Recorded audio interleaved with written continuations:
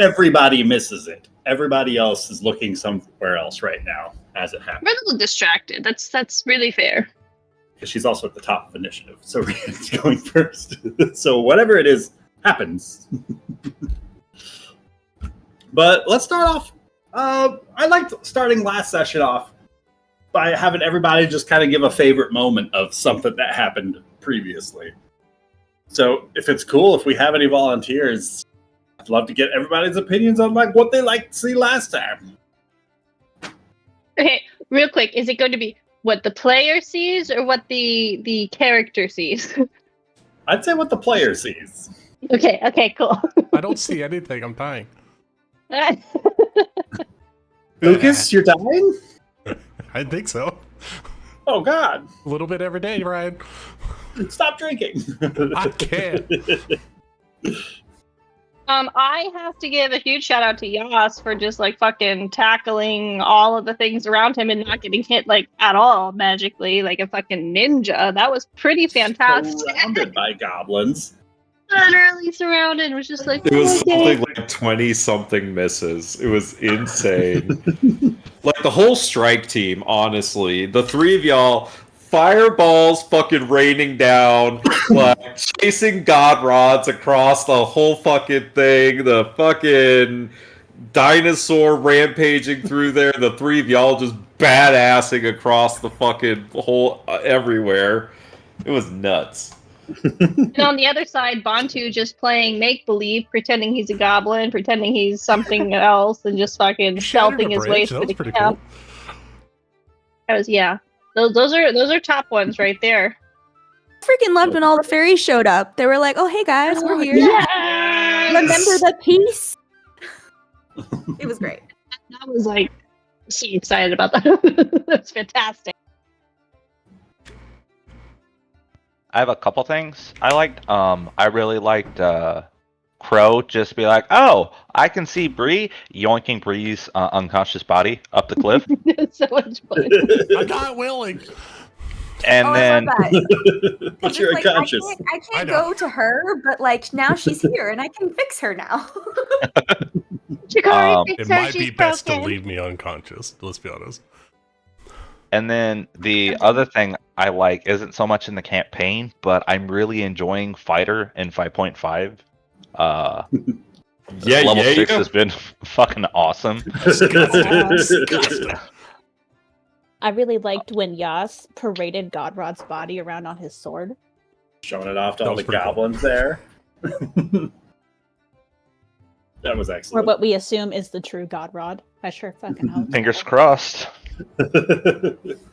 That's a very Viking thing to do, parading the head in front of the defeated enemies. Where's your Jarl now? Oh, wonderful, wonderful.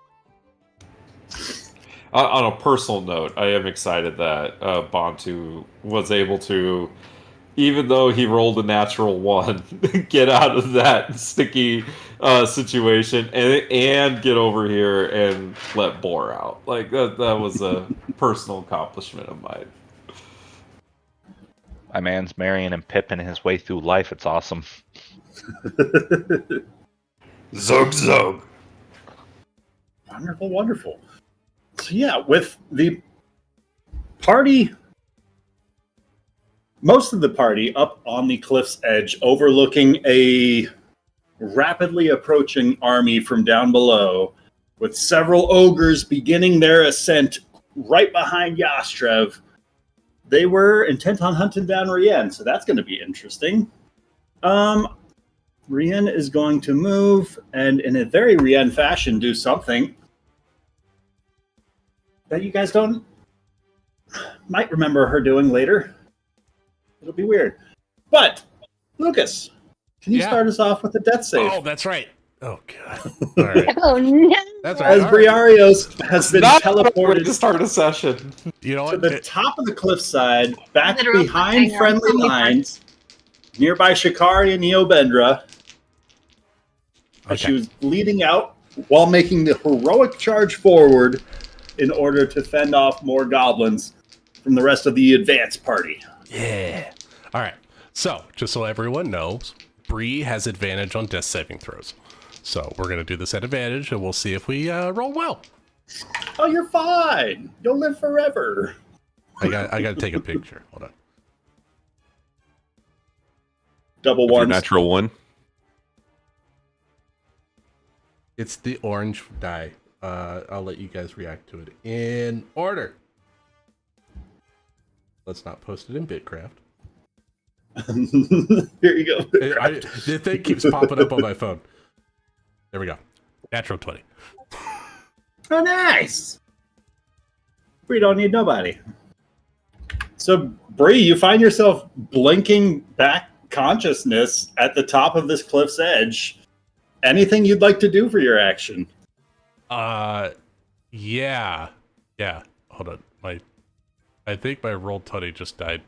1 second. Uh-oh. Oh, it's so slow. Why is it doing that? Because there's so many things. Narrate. What would you like to do? Sorry, I was trying to find where I'm at. I'm just like there, like next to Chikari, and she just looks up. How? Why are you down here? You were supposed to be up on the cliff. Oh, darling, you're up here with me. You've been rescued. I know you hate that, but I'm going to heal you in just a couple of seconds. Oh, cheap. I must have got hit really hard in the head, so she'll stand up for half her movement. Very slowly. Take it easy. Nice and slow. Nice and slow. Yep. Shikari's gonna try to help. Oh, so painful. I don't know if I can actually, but. And then she'll just take a little bit more movement just to look out over the edge to see the battlefield. We got a spiritual weapon tackling some goblins climbing a rope, right?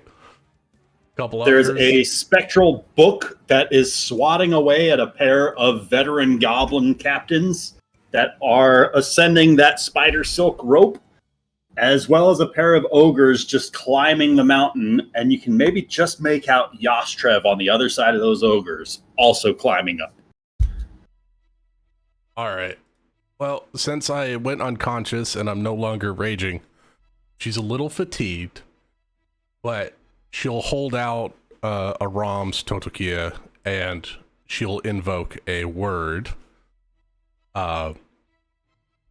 Fayaga. And she will cast Scorching Ray at the ogre next to Yas. All right. Or I all should three say rays. all 3 rays at the ogre. You have to hit or exceed an 11. So that's a 3+ on the die. Let's go. Yep, 2 17s and a 7, so all 3 hit. Nice. All right, I got to get all the d6s. So that's going to be 6d6 fire damage to the ogre. She's just like so weak. So weak. Ooh. That's 10, 20, 26 points of fire damage to that ogre. Nice. I want you to tell us what it looks like as this ogre takes this damage and falls from his position on the cliff's edge or cliffside. So it's like reaching out towards Yas while climbing up, and maybe it's climbing hand. She catches that particular part of the web on fire, and the web stick to its arm, and it releases because he's not holding onto the web anymore. And it's just like a plastic burn. Like if you guys ever seen that, like a plastic clothing that attaches to the body. It's just like the webs on his arm are just melting into his body, and he's screaming, and then he falls back because he lets go and holds onto his other arm as he's falling. Down he goes. Let's get a little fire in there. Little fire, Scarecrow. Let's see. Wonderful. Let's see. I got. Aha. Hold on. I gotta fix my death saves here. I got 1 HP. Haha. And you got, what, 5 feet of movement left? Yeah, I got 5 feet of movement, which is, I'm going to move back. That's for sure. Question for you. Is your jump spell concentration, or does it just last for that length of time? It's not concentration, so I have 3 rounds awesome, left of so it. You still have a jump going, too. Yeah, I got it. Well, I can't use it because I only have 5 feet. I need 10 feet in order to activate the jump, unfortunately. Gotcha. But she doesn't recognize that at the moment, but I do have speedy recovery, and I won't enter a rage as a bonus action. What I will do is I will recover some hit points. So I will spend a hit die to recover a d12. And that will be Bree's turn. She'll move 5 feet back. All right. All the dice I got out, I didn't get a d12. Damn it. Alright, I got 5 hit points back. You hear a 12.5 voices from inside of the tree just start kind of rustling as a small voice calls out, "Warriors, reload! Take aim! Everybody point towards that cliffside! The first one of those nasty monstrosities poking its head over, I want needles in its eyes!" And they're going to hold their action. I love those little guys. My favorite NPCs. Goblins are gonna start moving 30 feet and then another 30 feet with a dash. And heck, that's short bow distance, so they're gonna start shooting up at one at Io, one at Shikari, because they could dash as their bonus action. Io cannot be struck. Io cannot be struck. Yeah, Shikari can't either. Can still be targeted, right? We don't need to explain. Let's just throw it out there and move on. I mean, I'm just saying, you missed him every time in the last combat. You should just keep doing that. Well, how about an 8 to hit Io and a 17 to hit Shikari? I think maybe we need to all just calm down and Does Shikari get any kind of cover from being 5 feet away from the edge? Oh, you know what? This sucks. Well, I don't know. Do I? I don't know. I'll say you're going to get +2 to your AC. Who, me? Yes, you. The one asking for cover. This is awesome because my AC is 17. So meets it would have beaten it, but this is going to be bring it up to 19. It just clips that edge of the cliffside, and you can see if you were like 6 inches closer, that probably would have clipped you if you were where you are gazing over the edge. I moved back. I imagine it like the arrow goes straight between the horns on top of my head. It got clipped up at the edge of the cliff and just sort of swiped by me, and I'm just like, woo! Don't right click there. No.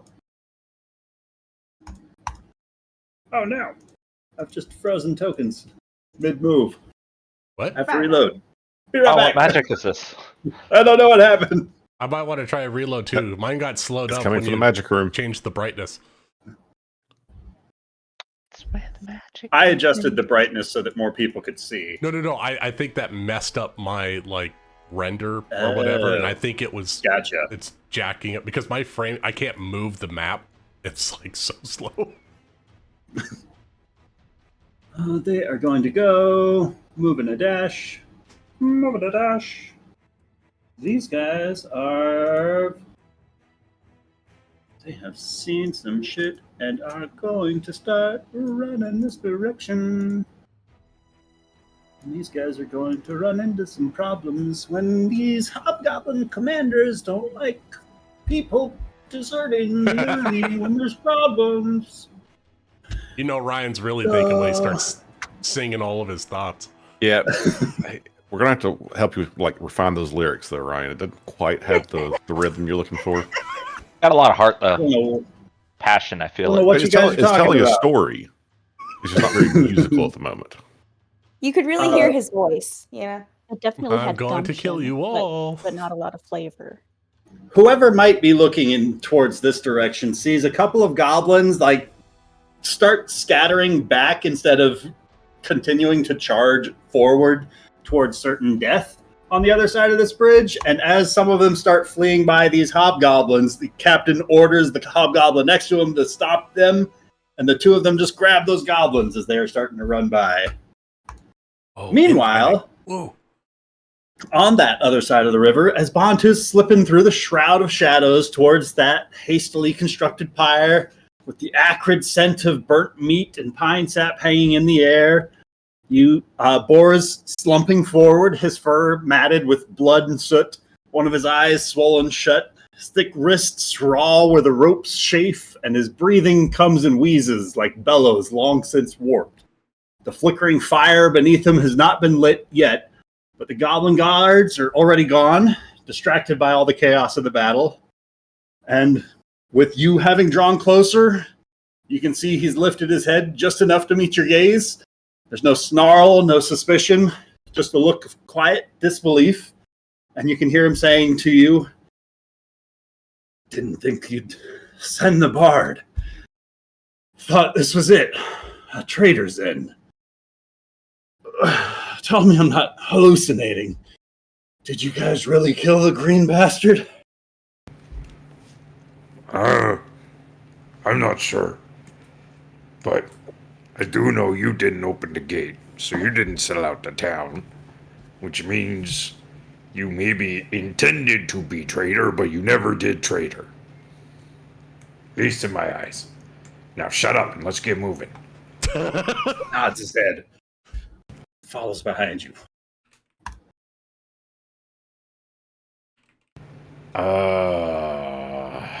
This is now an escort mission for you. Yeah, no, I got that. I love that Bontu's on a special mission. It's so cool.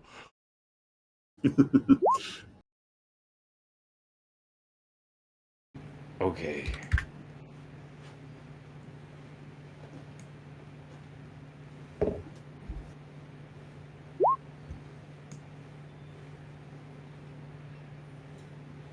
Okay, boy, come on, this way.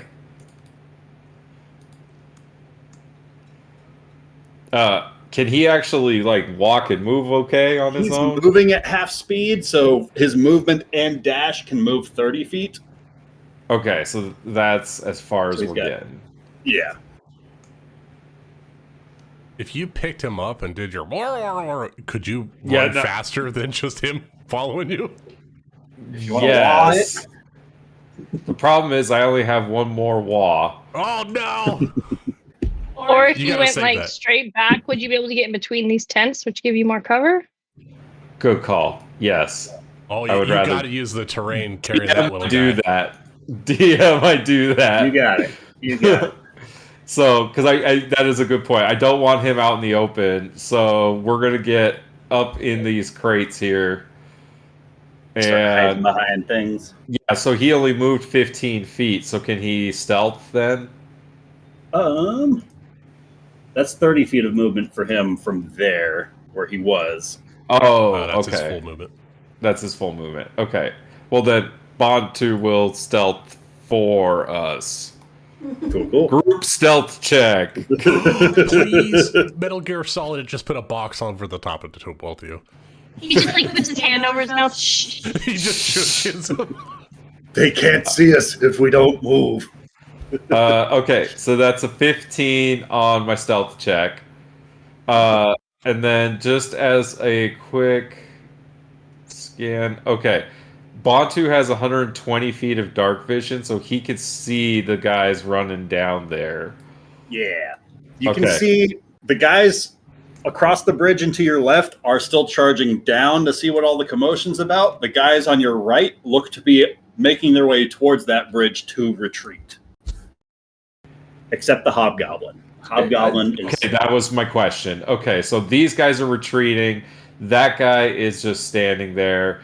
So he is facing the combat going off to the right of the map. Perfect. So he's distracted. So then really that's my only guy I gotta worry about. Okay. Pass the turn. All right. Seneca Stonebender. Where is she with the tentacles? Okay.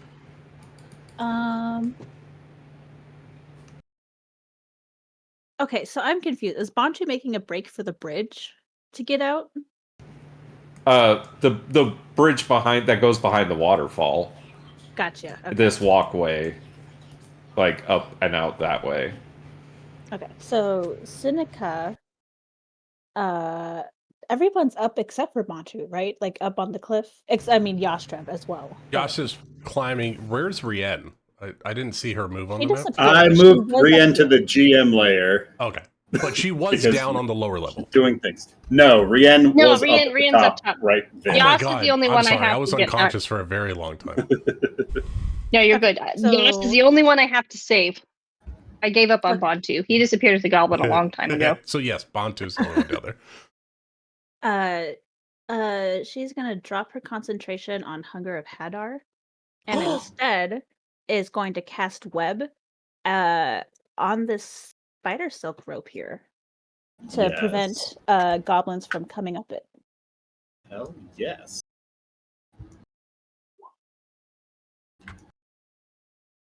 Wait, can I reach that? I think I can. Yeah, okay, cool. Oh, wow. Without even moving. Nice! Bigger. Boom. There we go. They're going to be stuck in a web and slapped with the knowledge.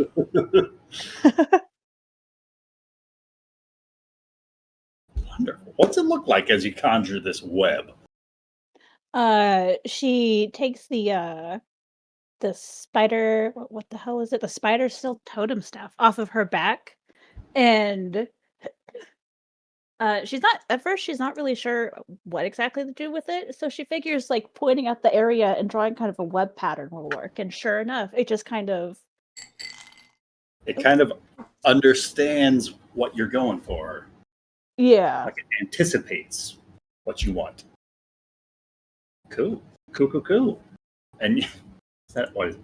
Dex save or strength save? Dex save. DC Dex 15. save. Ooh. That is one failure, one success. The one at the bottom seems to be a little less affected by it, but the one at the top just is effectively stuck in place. Yes. But now it's difficult terrain to climb up that rope now, right? Yeah. Mm-hmm. That's cool. Oh my god, that's so good. Yeah, any creature that starts its turn or enters the web during its turn has to make a dex save, and then has to make a strength boned. save. Or a strength check to try to break free. Not be restrained. Against my spell DC, which luckily for them is lower than that. Well, thank goodness for that. Well, that's right. You're a warlock with a low DC, right, Summer? Yeah, because my brain faltered and I dumped my charisma. I think it's really good for Seneca, though, because she's very intelligent and conniving. She's very awkward. She's an archaeologist, not a people person. She's got better things to do. I am friends with the spiders. All right, and that's Seneca. Excellent. Shikari.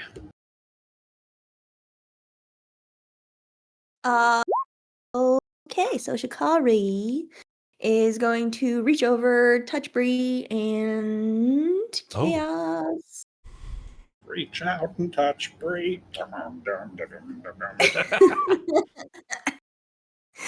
Oh, that's great. Can I tell you something? It's Bree's own. Amanda Personal. literally sang that Jesus. out loud like a split second before Ryan did. I'm gonna heal Bree for 12. Oh, that's beautiful. Thank you. Very welcome. That's 24 effective health. That needs to be your song now. I'm not raging yet, Dick. Still have my bonus action with my books, Your right? own personal cleric. Is there anyone in front of my book right now? This guy still, right? Yes. 2 guys. I'm gonna smack him with a book. Swing with advantage because he is being restrained by the web. Ooh. Okay. My first roll is a 16. That hits. Ooh. Okay, cool. Well, just in case of a crit? She did. She rolled a 10. 12 damage. 12 damage. That's going to hurt that goblin. He's still barely hanging on, but not quite dead yet as the book slams into him.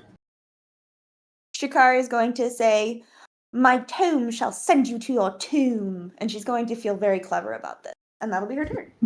Oh, that was a good Wonderful. Hobgoblin warriors. Let's see. Doo-doo-doo-doo. They are going to...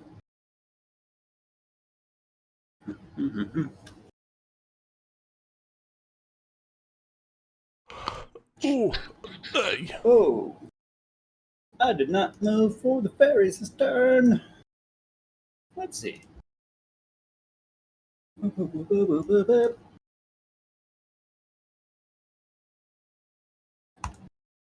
right.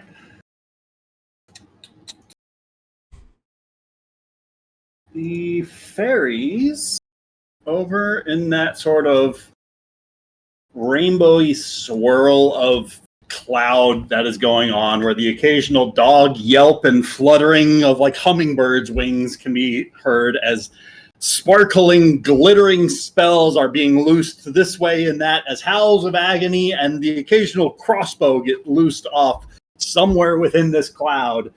The cloud itself begins to almost darken in its contrast of colors, and it begins to take on a deeper pitch color. And as it begins to change hue, it seems to almost solidify into this singular form as it does so. Oh, I love that. I think we can put that in there. Yes! It seems to take on the shape of almost like this monstrous creature that then just lords over the area as it is conjured forth.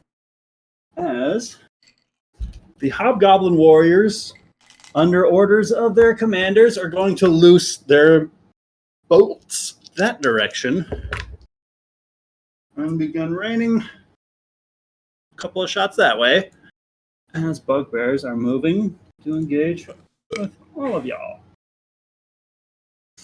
Boom, boom, boom. Just moving and climbing. And boom. Oh no, they can climb walls too. Yastrev, one of them is going to get close enough to try and grab hold of you, but I don't. And I get an attack of opportunity? Yes, sir. Whole arm, right? Oh, wait. Don't you have to wield that with two hands? I'm sorry. I do. Yeah, but you can just like hang on to the web with your legs. I am tangled up in the webs. I made that a point so in case I fell, I wouldn't fall. You try to secure yourself while climbing. I do remember that. You want to take an attack with a different weapon? I can punch the dude. My dice is rolling very slow. Oh no! I mean, the very eternal slow. spin. Whoa! Consistent 24.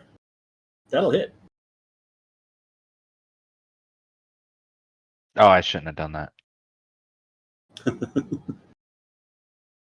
Is it because I have my hardware accelerator turned off?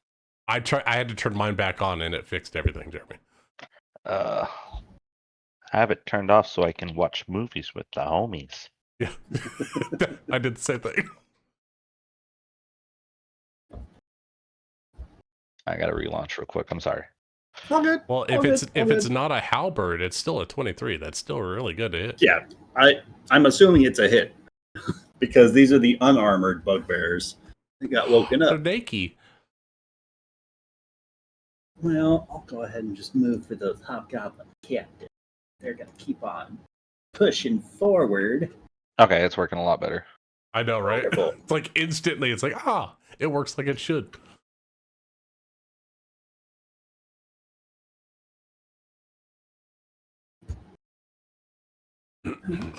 Captain. I'm moving their way forward. All right. And then, could I have done that attack with the halberd since I'm all tangled up? Sure. Okay. Let's do it. Oh, that's working a lot better. Why is 8 it rolling slashing. twice? I don't know. I only got 1 on mine, Jeremy. That should be 11. There's an additional 11? 3. Yeah. No. Your heavy weapon fighting style or whatever. Yeah. You got 3 more damage. As he gets up to try and grapple hold of you, can I get a dexterity saving throw from you? As he closes in, takes a slice from your halberd, as his arm shoots out towards you, grabs hold of your leg, and yanks you back 5 feet towards him.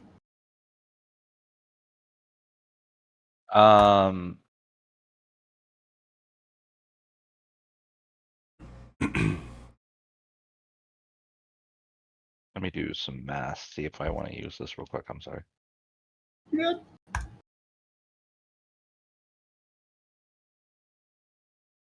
I'd like to use my inspiration to try to reroll that. Reroll that? Let's do it. Better. 15 is going to succeed as like you kick your boot free from the bugbear's grasp. Feel free to remove yourself back that 5 feet. Hey. Thank you. You guys are dancing on the web. I like it. That is going to be the bugbear's turn. Oh, there's one there. Aha. Gee. So, as soon as there's an audible sound of stones that begins to crumble off the edge of this cliffside as a bugbear rounds that corner, and at least a dozen arrows are loosed from the tree nearby. Oh, that's right. They were waiting for someone to come over the cliff. Oh, jeepers. That's the third 20 that they've got. Oh, God. Okay, yeah. This bugbear is going to really regret going up this direction, and he is just going to fall right back down off of that edge. That's going to be 3. Jeremy. That's their turn. What happened? That's 100% what happened. But the goblins that are climbing up the rope are going to start by rolling some saves. The first one, rolling a 9, is not going to break him free this round. And the lower guy rolling a total of 14, 2, 16. So I think he's going to... I think 16 beats Summer's DC. Oh, yeah. My save DC is 12.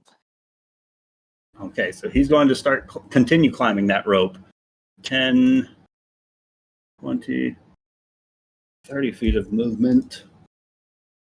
And then bonus action dashing. Keep going up that rope.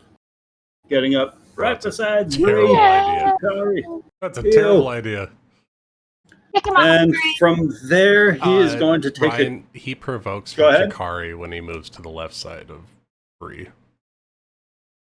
All right.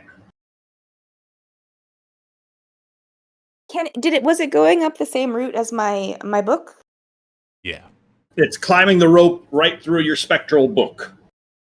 Is it okay if I use my reaction to swing at him with my book? Sure. Or would it be better if my Your spiritual book weapon is wisdom. That'd be better than like your claws or something. 1d8 plus 5, or I couldn't use like my crossbow, could I? No. No. You can My use a spiritual melee weapon's better anyway. or the spiritual weapon. I'm cool with. My spiritual weapon's better anyway. Okay, should I swing with it like normal? Yes. Oh, 12?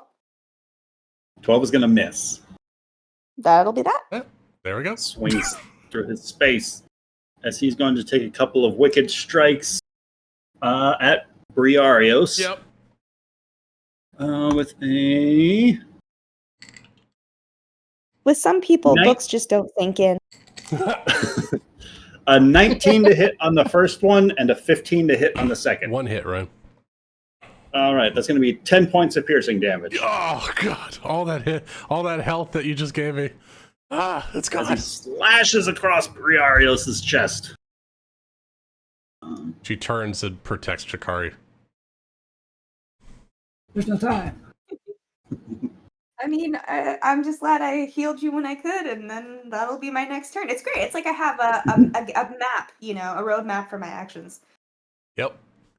Just don't let me die, please. All right. The ogre is going to use half of his movement to stand himself back up at the base of the cliff. What a silly guy. Going to start. He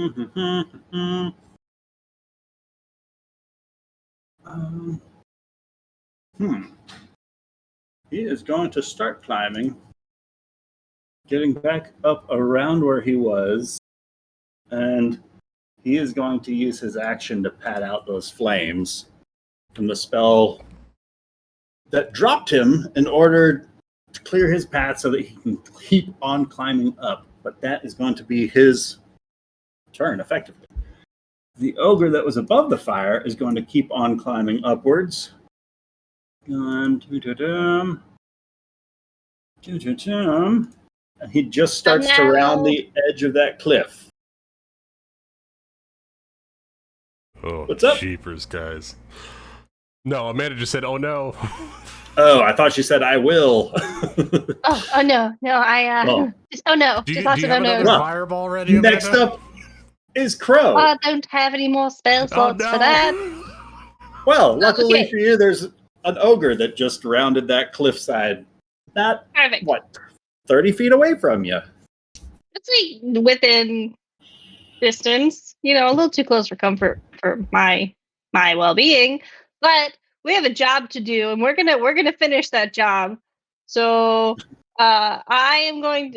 Crow's gonna look down, and she's gonna see us, struggling with this. He just like fucking whops this bugbear. This ogre is climbing up next to him. He's almost, he's been struggling this whole time, but also rocking it. So she's gonna reach down and once again she's gonna vortex warp him. And she's gonna bloop him down over by Shikari over there because she's the healing station. Nice. So I am very willing. I am the most willing person right now. I'm pretty sure. So she'll plop him over there. Yay! And, taking bribes for healing. Who wants to go first? One at a time. Get to the line now. Who wants to live the most? Who wants to be looted? That polearm looks really cool. I think I could use it. And then she's going to go, okay, Seneca, I think it's time to go now. And she's gonna wait, wrong way. So we're gonna she dives over the cliff. Go this way. She wants to get over to her friends, but she's gonna take the long way around. So she's gonna go to there, which might be worse, but at least she won't get yeeted off a cliff, if the ogre comes for her. So that's Crow's turn. Eobandra. Okay. So Eo's also out of spell slots. So he's down just to, the cantrip stuff. He's going to take a couple of steps sort of back this way. Get just a little distance. And this guy is the one that just stabbed Bree, right? Yes. Okay. Well, he's about to get 2 Eldritch Blasts in the face. AC is a 15. Come on, Ben. Okay, well, the first one's an 18. Nice. Second one's an 18. Roll 2 10s. No. Whoa. Okay. So 2d10 plus 10 damage. Nasty. So that is nice. 19 total damage. So just bam, bam, with the force blasts. Man, it's too bad you're down to just your cantrips. Gosh, that's fucking cannon over there. Well, it does mean I can't turn anybody invisible. I can't do. Oh, it's such a shame. Actually, would you say I'm in an area of dim light? Yes. I think somebody in the party's got light up there, right? I think there's a lack of light right now. Everyone Does anybody had have dark light vision at the top up of there. the cliff? Maybe not. Maybe there is no light. It's more if I'm in darkness or in dim light, I can turn myself invisible without spending a spell slot. Yeah, nice. It happens. But that's cool. That would take an action. So for now, just going to settle for dealing 19 points. You can move under the tree and then do it next turn. Yeah, I mean, I will go ahead and just finish moving over here. EO is so sneaky. Cool. I'm also trying to keep Crow sort of, you know, in my line of sight and maybe not get so close to the ogre. Good play. And I'm trying to help you out. I'm trying to kill the guy that's hurting you. I know. He's a dumb bastard. Crow save the world. I'm honestly surprised 19 points of damage didn't. But, you know, these things happen. He had his Wheaties this morning. That's EO's turn. Cool. Next up, Ryan's got 200 goblins to move. We're gonna keep moving, and they are grouped together, so they're just going to move. There's so many goblins. It's like 100 of them, no big deal. I can hit 2 around. I can hit 2 around. Keep on moving. Oh God, they're bringing the dead with them. Ah! Well, I gotta move the dead ones to the back. Well, not paying everyone.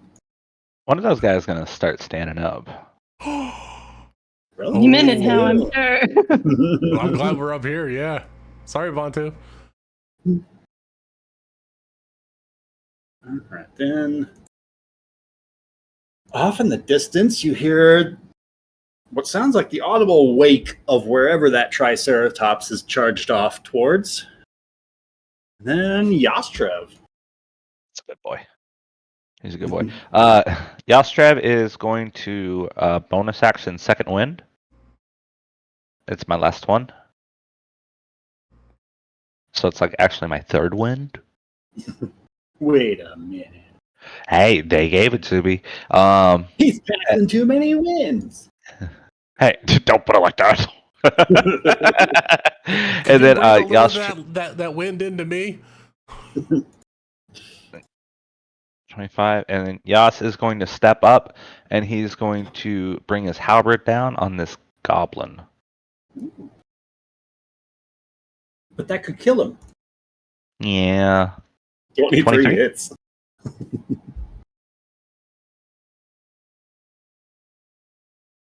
Okay, now it's just not rolling the damage. Okay.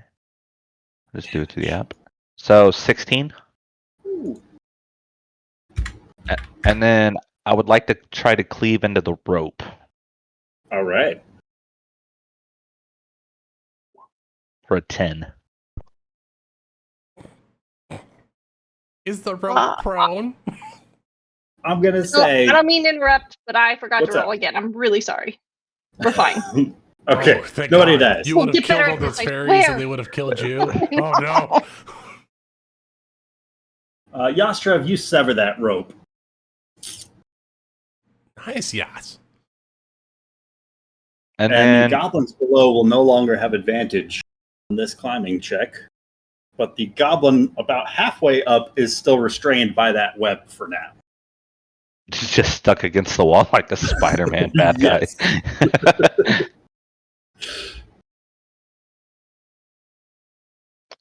And then that's my turn.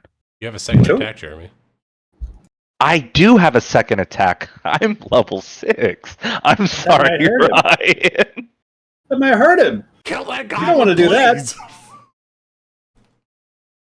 24 is definitely going to hurt him, Jeremy. Are you sure you did that on purpose? And then 12 damage. Swinging your halberd at his face again. He's taking so much more damage. This goblin is starting to look rough, but he's still standing resolute. Run, with guys, run. angry look in his eye. But he went from going full health when he climbed up this cliff's edge to looking rough. Anything else you'd like to do? That'll be my turn. All right. What's good? I want to be next to Bree when she gives out the temp HP.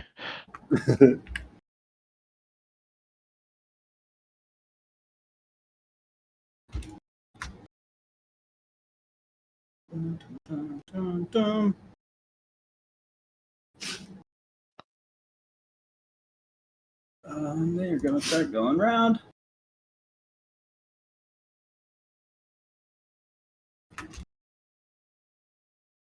He didn't move. Why didn't you move?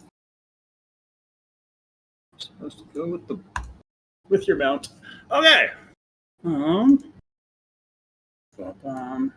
There are several vicious snarls from across the river, as you can hear several of the kenneled wargs continuing their onslaught of the pixies. As the goblin mages will... What do they have?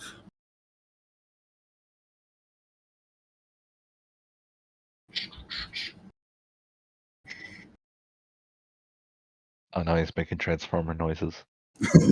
They begin to transform. Roll out. Too far away for that. So...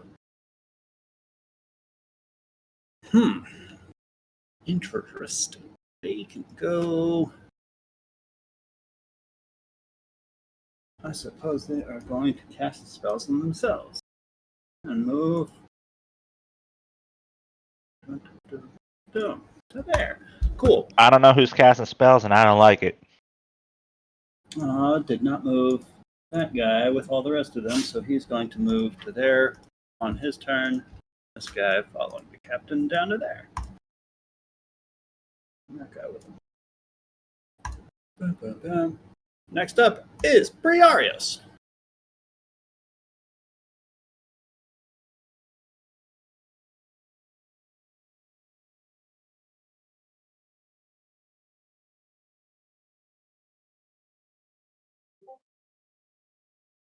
Shadow Wizard Money Gang. We love casting spells.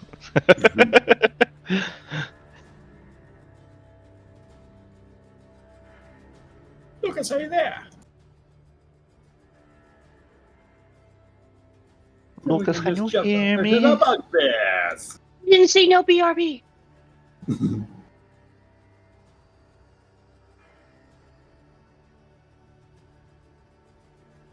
There's no bugbears left. Goodness.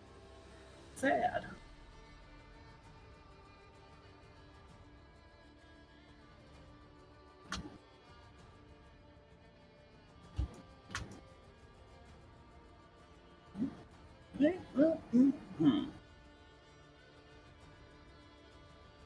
Well, goblins from down below are going to start moving this direction.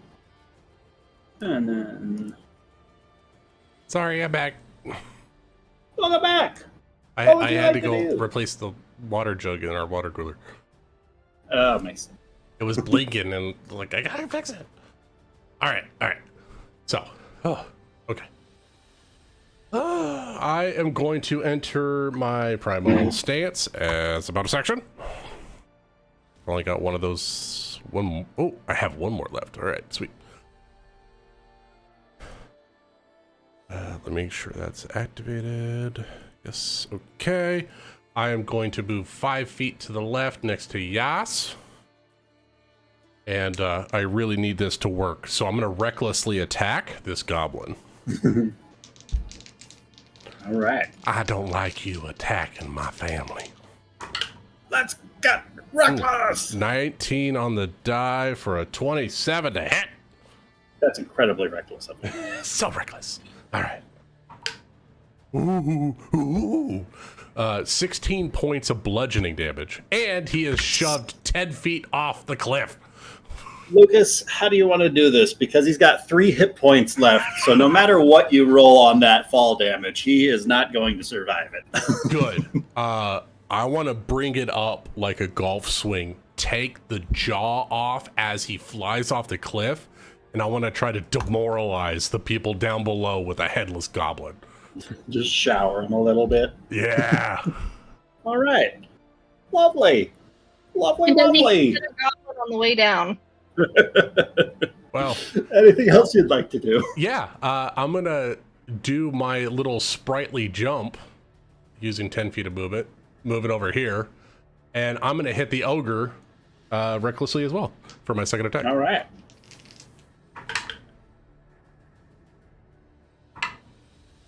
Ooh, 14 to hit?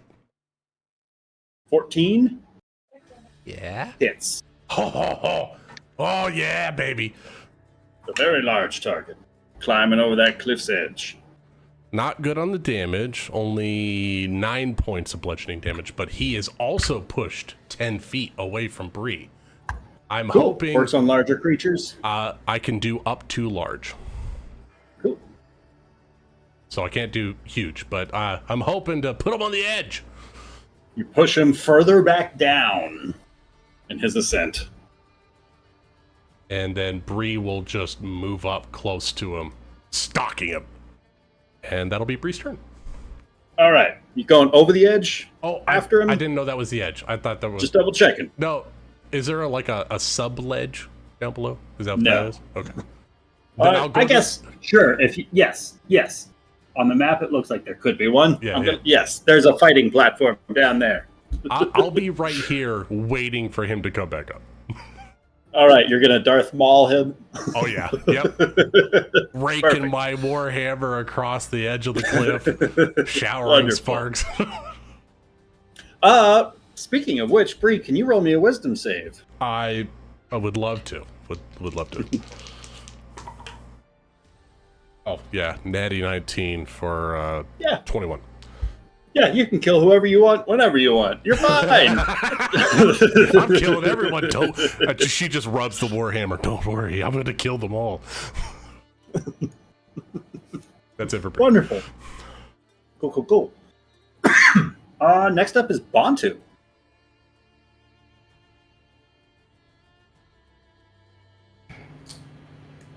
Okay.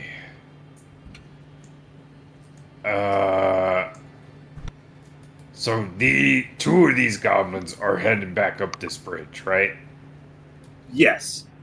The northern and southern ones are going towards the bridge. The one on the right is heading right.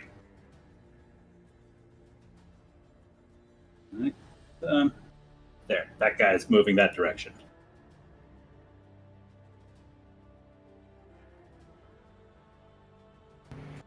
You know, hey DM, I'd like to make a deal with you. What's up? Can I roll like a luck check of some kind to see if there's like a cloak or something that I can hide for with his features with nearby? Yes, absolutely. Roll me like an investigation check. Sure. 15. You find some like old tarps that might have been used as like tent patches at some point. You find a couple of old furs, several old kind of just like sacks of varying degrees of material. I'd like to use my action to disguise Boar. All right. What should that be? Like a performance check for a disguise kit? I'm fine with that. Cool. 28. For who? All right, and then for movement, follow these goblins once they start moving out onto this bridge. Boar and I will just slip in right behind them. All right. Wonderful. That's really cool because that doesn't. Oh wait, it's not like invisibility, right? Disguise self. You can do whatever you want in it. Right. That's cool. Well, it's a disguise kit. Yeah, I've disguised self. For some He's reason. just disguised kit. You just slap some green paint on him. Yeah, we it was a tarp and some furs and a sack or two, and voila. Voila. Less noticeable in this moment with everything going on. It's Cool. Boar, but it's Boar. Anything else you want to do? Just wait until they move, and then I'll move with them. Cool. Seneca, you've still got one goblin trapped in your web. Yeah, he can stay there.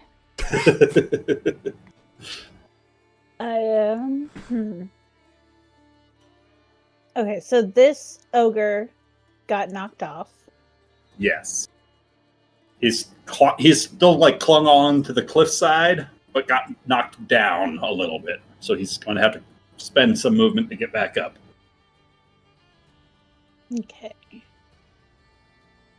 Would she have to get closer to the edge to be able to get at him? To shoot him, no. To melee him, yes. All right, cool. She's gonna hit him with a Eldritch Blast. 2 of them. All right. Because I'm level 5 now. 20. Oh, that's going to hit. And 12. 12's also going to hit. Oh. It's a large target climbing a mountain. So a total of 9 force damage. 9 force damage blasts into the ogre, slamming into him again and again. Anything else you'd like to do? Can I hit the cliffside instead? Fuck yes, you can. Hell, I just read the yes. spell and it says creature or object. Hell, yes, you can. What is your spell save DC? I'm gonna have him roll a dex save to try and hang on. It's a 12. 12?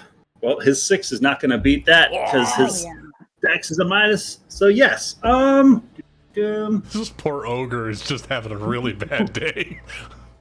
Summer, go ahead and roll me 5d6 bludgeoning damage. Oof. If that ledge wasn't there, 21. Summer. So there's a warg, hobgoblin captain, and a small little troop of goblins that are conveniently right there. That was as this ledge and ogre just comes showering down onto them.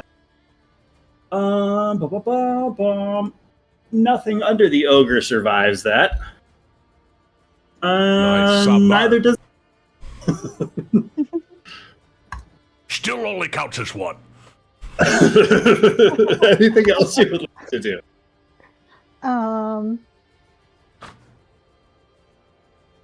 Yeah, she's going to... Actually, hold on, let me zoom out a little bit. What can she see over there? Go away. Oh, she could... Oh, no, she can only see that far. No, she's fine there. That is the end of her turn. Cool. Shikari. Okay, Shikari. Oh no, it's the rock bubble. Sorry. Okay. Okay. Well, I was gonna heal Bree. It looks like is Yastram okay? About half. Okay. Well, it looks like everybody's fine. I'm gonna start retreating with everybody else. You can heal me and then retreat. You're not next to me anymore, You Bree. can move to me and then move to Crow.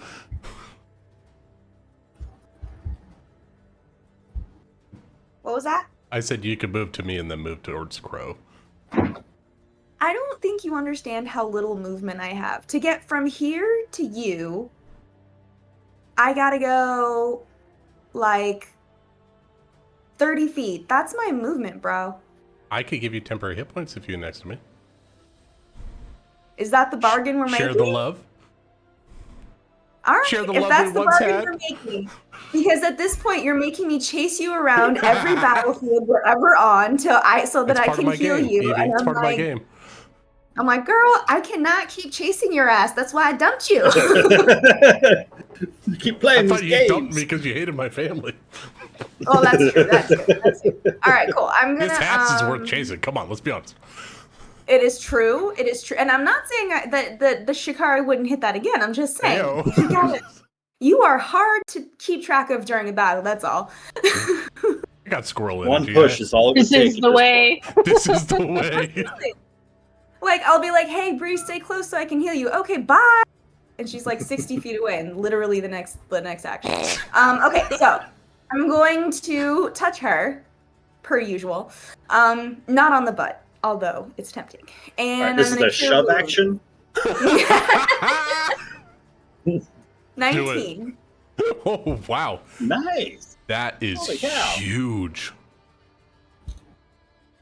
And is anything near? I'm gonna use my spectral book.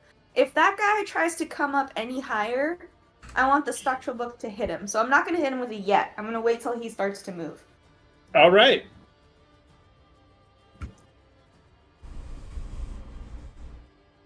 Anything else? I'm done. Cool. Great. That was a huge heal, by the way. Thank you. This guy. From down below, those who can understand Goblin can hear from down below cries out in this guttural, disgusting language, mixed in with their own mucus and snot. From down below, the chef starts calling out for a retreat. Get out of here! Godrod's gone! He's not coming back! We gotta get going if we's gonna have any hope of getting ourselves free! We can't take them on! Just run! And he's gonna start. Boom, boom, boom, boom. Oh, good stuff, guys. We broke the ranks. Because he woke up to absolute hell going on in the campground. Dun-dun-dun. Hobgoblin warriors gonna get a little bit closer. Let's see, who's at the edge here? Bree. We've got Seneca, Bree. You guys are the closest. One Seneca, one Shikari, one Bree. How's that sound? Bree one has advantage on me. Wait, what's All right. 3 arrows are being shot by these hobgoblin warriors. Oh. And so starting with Bree, that is going to be a 17 to hit. That hits. I have no cover, right? Because that cliff just got broken up in front of me. Yes. Yep, 17 hits. That is going to be 2 piercing damage and 5 poison damage. All right. So 1 piercing damage. 6 total. 6 total. All right. The shot going for Seneca. Seneca, add 2 to your AC for this. Is going to be an 18 to hit. Ah, that still hits. Still hits. For 8 points of piercing and 9 points of poison damage. Oh, Seneca, no. I'm still up. I'm good. I know. I just worry about your... And then Shikari, the shot coming your way, add 2 to your AC for this.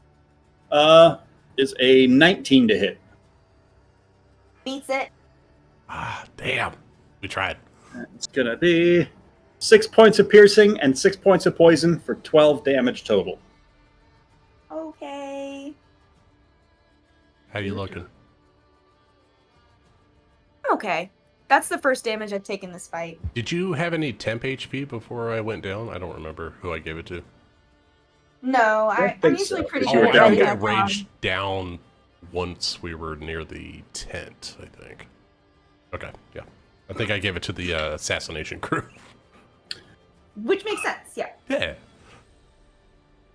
From down below, you can hear the hobgoblin captains start calling out, basically threatening any goblins below that are attempting to retreat, vowing to hunt them down and slay each and every one of them, and ordering the hobgoblin warriors to continue pressing forward. So, Can we... Oh, sorry. What's up? Can we see in particular which guys are shouting orders? You can. It's the top knot guys, right? This one. Oh God! Oh God! So this one, General Scar-Eye seems to be the one barking out the commands, and then the captains under him have that top knot in their hair. All right, top knot goblins are shouting suborders. All right, cool. Okay, it's fine. What? Why? Why? No reason, right? Concentration on web. Oh, on web. Gotcha. I thought you were being controlled by a spider step. I might have to punch you off the cliff. I don't think she'd survive that fall.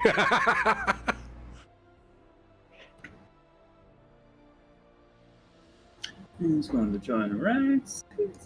My round. Do. 55.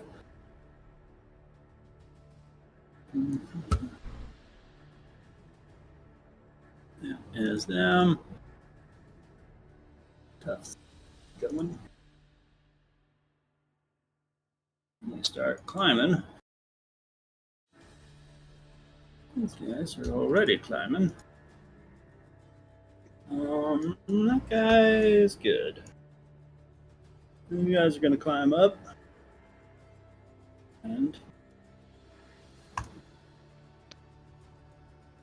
this one is the only one that gets far enough to be able to take an attack. And he is going to swing for Seneca with a 13 to hit. That misses.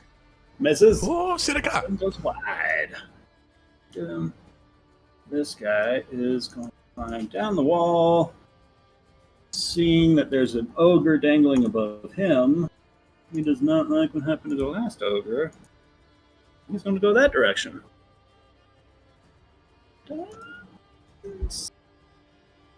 And the one in the web is going to start struggling against his restraints in the web, trying to free himself. But a natural 2 is not going to do it. He tried to move. Hit him. Chikari, hit him. Move. Can I hit him? Absolutely. He meets the condition of your held action. Just a bop on the head. Like, no, don't move. Bop. It's a 22 to hit. Oh, 22 hits. I told you to not move. 13 damage. 13 damage. Wow. Lay down the law, Seneca. Not Seneca. Well, he's no longer struggling in that web. And that ogre is going to move up after those bugbears around that way. And using his action to dash, get up and around that cliff's edge, up beside Seneca there. But he can't swing this round. How sad. Crow! There. Okay, I apologize, but I need the reminder because for some reason my brain cannot grasp this. If I have a bonus action first level spell, can I also cast a first level spell as an action? Only if it's a cantrip. Okay. Yeah, okay. One leveled spell per turn. One level spell per turn. Okay, even if it's a bonus action. Okay. Yep. It's like, ugh. Okay, I am going to target the ogre that has just made himself quite graciously known here. And I am going to chaos.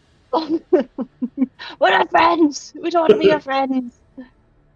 That's his name. We are friends. 19's gonna hit. And we will do lightning because that's been good to me. Oh. 14 DiMaggio. 14 damage. That's going to send a surge of electricity through and almost drop him. It is going to drop him down to one knee. That ogre is dropping prone. And we're going to continue our turn like nothing happened. and we are going to make our way to someone we love dearly. Hi, Io. Things are getting a little chaotic over here on the edge. I thought we'd be safe up here, but turns out they can actually climb the cliffs. I didn't anticipate that. But it does seem we've have just about everyone here. I lost track of Bantu, but shall we retreat, or are we just gonna stand here on the edge waiting to die? Mistress, I think that I think if we just keep doing this, and Io will step in front of you, and the ogre is down on a knee or dead. Flavor-wise, it's down on a knee. It'll provide advantage on any attacks against the ogre. Okay, because it just got tased. Then here goes 2 more Eldritch Blasts. I guess at advantage against the ogre. Swing away! How about an 11? 11 hits. Okay, well that's impressive, but it actually is going to be a 20 total with advantage. Ah, well yeah, that'll also hit. Oh, I rolled a 19 on the last one, so okay. Nah, right, a natural 19. Hit. Almost crit. Almost. So, once again, 2d10 plus 10 damage to the ogre. Ooh, good damage. That is going to be 27 points of damage to the ogre. Damn! Yo, what's it look like as you finish off that ogre? He just casually steps up in front of Crow, and again, gotta remember he's like 3'7". And he just sort of like throws, sort of flicks his wrists twice. First right hand, then left hand, and bolts of this pure, like, slightly purpley smoking power just goes shooting through. The first one hits the ogre, like, right in the shoulder, and the second one just goes straight through its head. You're right, Io. We can do this together. Absolutely, mistress. just stay with me and stay behind me, and we'll be fine. She's just gonna nod in agreement. She looks towards the cliffs for the next massive ogre to come over. Anything else you'd like to do? I think that'll do it. Cool. Goblins down below are going to continue to scramble, especially after showering down rocks and upon them. I'm not the biggest fans of that. There are all sorts of panicked shouts in the chaos down below. Triceratops continuing to stampede in the distance. Good boy. That's a good boy. Warrior gone. 45, 55, 60 feet for his movement. That's to show he's on the bridge. Dun, dun, dun, dun, dun. That's all the warriors. Cool. Yastrev. What do I have for bonus actions?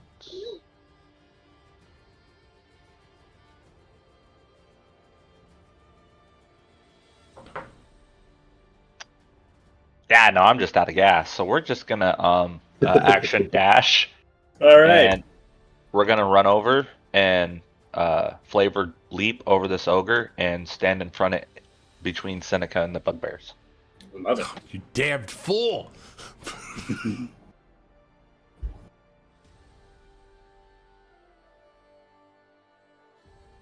I can move somewhere else if you need that spot. No, you do Yas. Yes. We'll RP it later. Wargs are going to go. Doop, doop, doop, doop. Did you just Sports Center us, Ryan? Did I? I heard did. Well, that's the warg sound, obviously. Oh, no. That's their howls. It sounds very similar. Hard to tell The sometimes. Cincinnati Wargs are on the 10-yard line. They're making a run for it. They chose to run. They took the number 1 slot. It's a Hail Mary. Mages are going to do some mage things. Right, they already started mage stuff last turn themselves. So, they are right up with all those hobgoblins. So they're going to move forward. And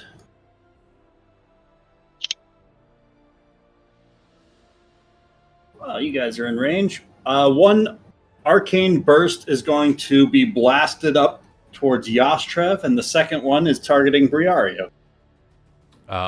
It has advantage on Bree. All right. Do Yastrev, cover? you are going to have +2 to your AC on this. Okay. That's going to be a 12 to hit.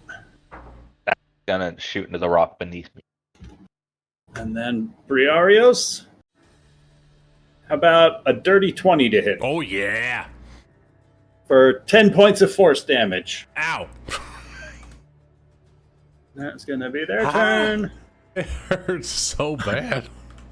Briarios. Broadbottom. All right. Bree is going to start off her turn by giving some temporary hit points to Shikari. Thank you. She takes the briefest of moments to grab your head, kiss you on the forehead, and give you 9 temporary hit points. Oh, nice. Is that how you've been dealing about? Did you get consent for that? I've been getting kisses this whole time. Just like, hey, come here. What? Oh yeah. Thank you. I feel better. And with the kiss, like from the forehead, wraps around the back of her head, and then over her shoulders is a emerald green vine net that covers her torso to give her vital organs temporary hit points, a shield barrier to protect her. I appreciate everything that you've done for me, Chikari, but I need you to get with Crow and Io and get out of here. We're going to be overrun. It's time to leave. I'm going to get Yas and Seneca. Let's start moving. Michael, exactly. Thank you so much for this fetching vest, but I'm going to run that way as soon as I can. And she points at the tree line. Good. Run. She will then just like jump over Yas's head using one of the last of her spells. She's only got one more round of this left. I'm going to put my... I like the image of like you telling Shikari to leave, having this big speech, and as you turn around, Shikari's already fucking gone. Yeah, she's Only already reason gone. Shikari is still on that cliffside with you is so that she could heal you. So yeah. We'll worry about that later. So she's gonna jump over Yas's head, land down next to him, and then hit this bugbear right in the nuts. That's what wonderful. She's gonna do. That's a 17 on the die. I think that's gonna hit this naked bugbear. That's a 25. All right, D10. Ooh, that is 16 points of bludgeoning damage, and he is moved 10 feet off the cliff. 10 points of bludgeoning damage. He's moved 10 feet back. Roll me 66, please. Oh, yes. This is my element, guys. Bring them to me. Let me knock them off the cliff. Lucas is proficient with falling damage. I'm perfect. Bitch. All right. 23 points of falling damage. That's going to do it. That pops him. It's raining bugbears. It's raining bugbears. She'll call out to Yas and Seneca. It's time for us to leave. Stop moving to the tree line. Let the fairies cover us. Go, please. She'll move to the next bugbear with the remainder of her movement. Let's see, that was 40. Cool. Yeah. And then she'll do her second attack on this bugbear. All right. I don't think that's going to... AC is 12. Yeah, I got a 10. I rolled a 2 on the die. Just misses. Yep, just misses. But she's engaged with this guy, and that's her. You know, I swore... There's that was very genuine. He looked a little bit like my husband for a second, and I just couldn't hit The way him. he bleeds. Let's stop fighting and run away. Let's run away together. You can teach me all your goblin words, and I can teach you all the ways. You can teach me how to love again. Teach me how to love again. That's it. Bree's done. I'm done.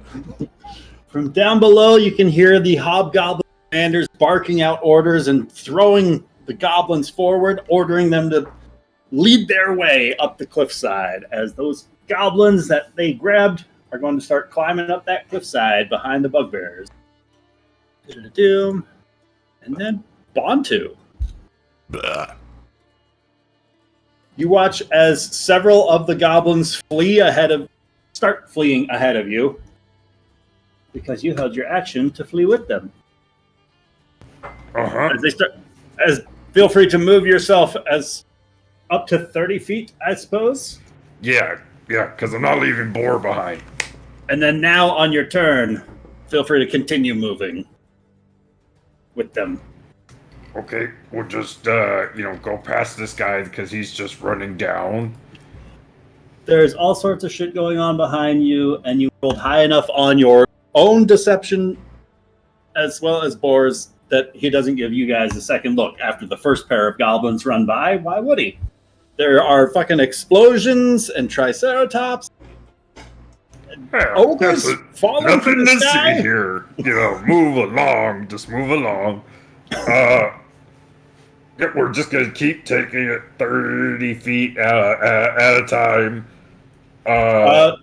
You get across this bridge, and you can see the hobgoblin ahead of you starts harassing the first pair of goblins that gets to him. And he starts, actively moving to block their path and pointing behind them, telling them to charge back towards the fight.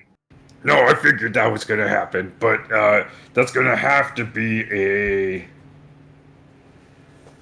next turn problem, I think. Next turn problem. So we'll give it 6 seconds, see what happens. Seneca Stonebender. Oh, yes, sorry. Hold it. I was reading a thing. How dare you? Seneca does not need to be told twice to get the fuck out of here. She's located. So is this dim light or darkness where she's at?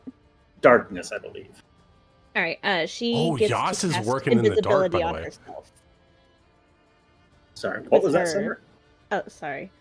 Her class feature, one with the shadows, allows her to cast invisibility on herself without expending a spell slot. So Seneca's outie. That's awesome. It's such a good little spell. It really is. And then she's going to go ahead and take her full movement into the tree line, back with the fairies.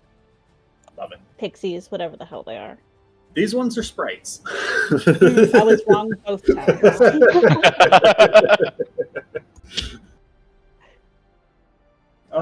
Cool. But yeah, Seneca can no longer be seen. She's out. Cool. Oh, I accidentally muted myself. And she drops concentration on her web spell. So awesome. That goblin body just drops to the ground. Love it. You hear a wet splat somewhere over the cliffside. Next up is Shikari. Shikari is going to if I lose sight of my spiritual weapon, can I stop using it? Or can I not use it? I think you can still move it. I'm going to say if you want to still be able to use it, you can continue moving it. Because I think Shikari is intelligent enough to be able to keep track of this other object in three-dimensional space as other things are happening. Okay. Bree can attest to that. So, as a bonus action, I can move it 20 feet. So if I use my movement and my action to move, I can move 60 feet, and then I can move that 20? Yeah. Okay.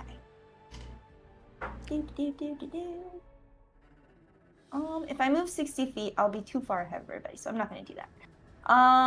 And also feel free to move your spiritual weapon up to 40 feet this turn, because we forgot to move it last turn. don't know if we forgot to move it so much as it just didn't come up, but okay. All right. I didn't ask. I'll put that one on me. You say potato, he says tomato, I am going to move the spiritual weapon 20 feet. I think it just gets up the top of the cliff. Cool. But you said 40 feet, so I'm going to move it another Yeah. line. Meow. Yeah, perfect. The fast book. And that's it. Cool. The chef is going to continue calling for a goblin retreat. And he's even going to start calling out for nimble escape, allowing these goblins to move a little bit quicker. Goblins are going to...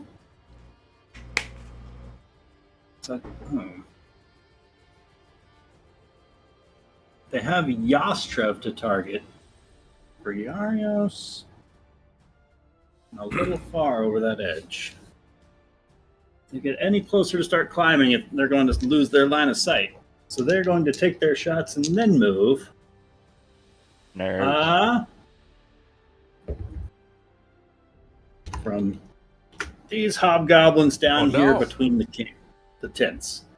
One shot going at Briarios. Bree, add 2 to your AC for this. That's going to be a dirty 20 to hit. That hits, Brian. For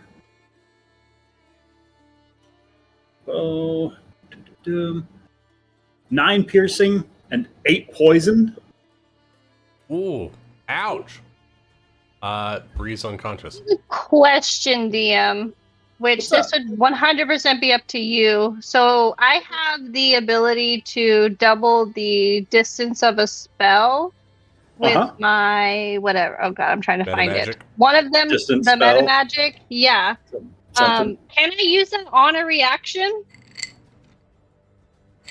I say if you're spending a sorcery point to do the thing, sure. It would be Unless spending, it says yeah, on your would turn, be right? Spending a sorcery point. So could I do that to do silvery barbs on the one who just shot at Bree? Sure, that sounds cool. So re-rolling that shot will bring it down to a 12 to hit. That misses Bree. I don't remember what my hit points were. I think I was at 11. I was at 11 because you did 12. I'm alive. Thank you, DM. She lives.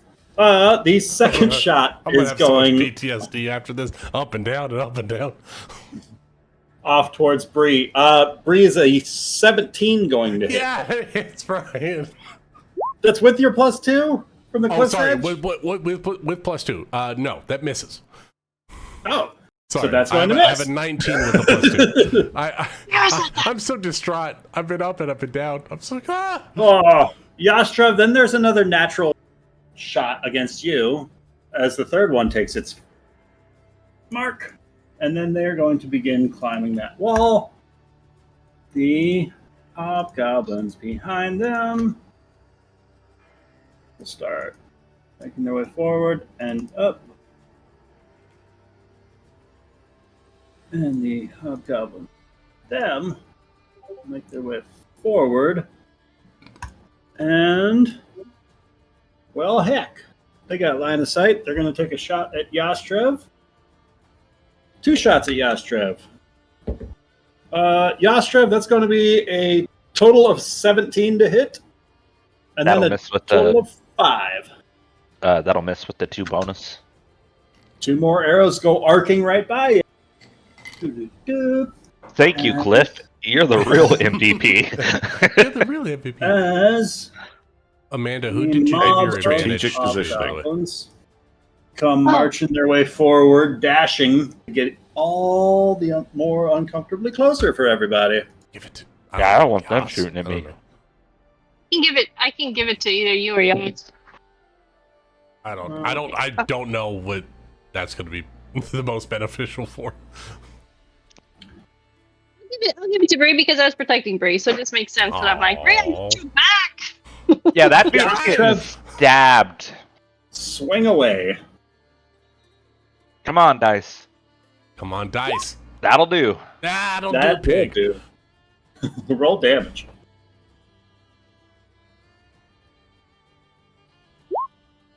12. 12 points of slashing damage. That's going to hurt that bugbear. That's out a howl in response and going to just kind of lunge forward at you with his long arms. With a 14 to hit. Is not going to do it, I don't think. I duck those long arms. They're too long. Cool. Bree, the tough guy in front of you, is going to swing with a total of 6 to hit. Is not going to do it. That misses. Woo. Okay, these guys are going to... I think they're going to...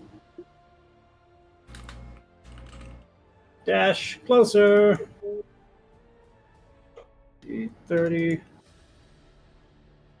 And 30.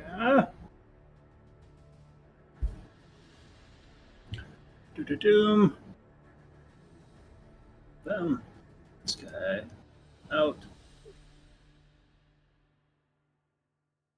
Captains. Going forward.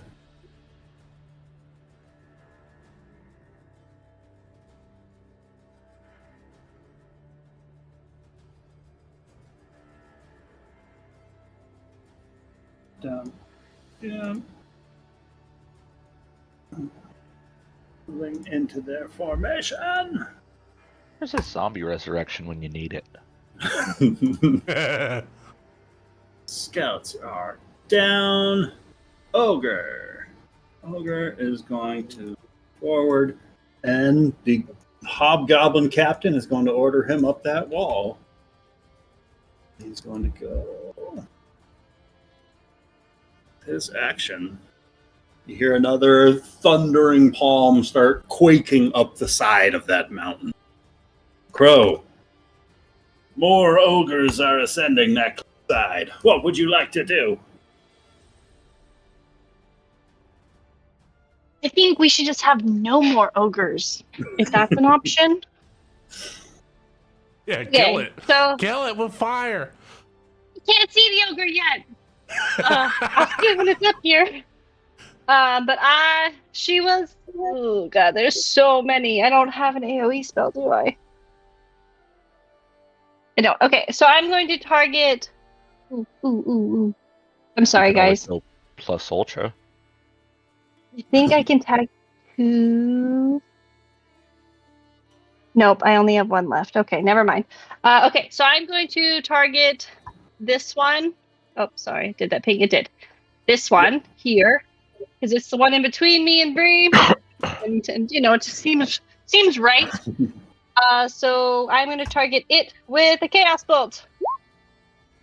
25 is going to hit. And we're going to do psychic damage because fuck their mother. For 14? God damn. 14 psychic damage. You see blood just start gushing out from one of the ears of the bugbear. I hope that hurts. And lastly, I would like to end my turn. Safely. EO. Okay, EO. Seeing that they continue to sort of accumulate around Bree, They really do. he would love to try to help her out with that, but he has no spell slots. Fireball. I know. I don't. I totally would if I had one. Can we get a freebie, DM? What do you think? Slot? Only You because get a it's spell me. slot for leveling Yeah. up. These You bugbears, explode. these bugbears have been reasonably tough, right? Yes. Okay, They've taken then a few hits before going down. Then I'm going to continue to fire 2 bolts at a time into one of them. Good go. I'll do the one. That crow just targeted? Yeah, might as well. Together we can It's do it, the Dio. roughest of all of them. I'll let you roll one roll at a time. Okay, Attack. do I get advantage on this or anything?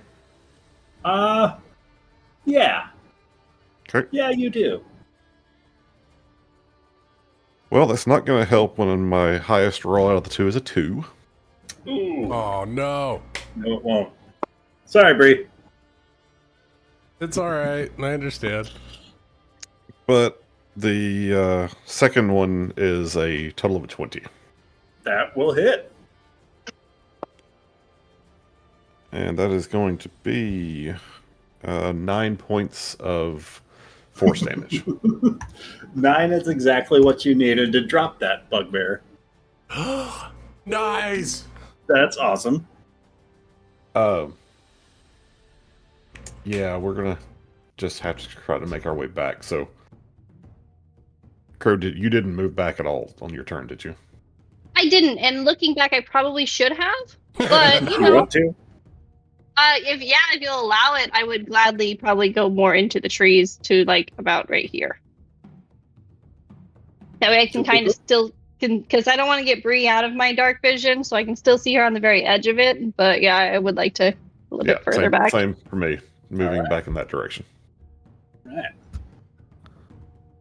That's you. The warriors. Look at them. A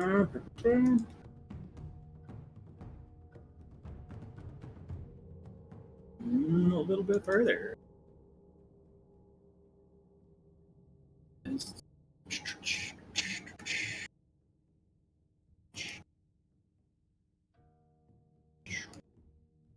Cool. That's the warriors. Triceratops, Yastra. We're gonna take some swings at this guy. 14? 14 hits. For 15 damage. 15 damage. He's looking rough, but still up.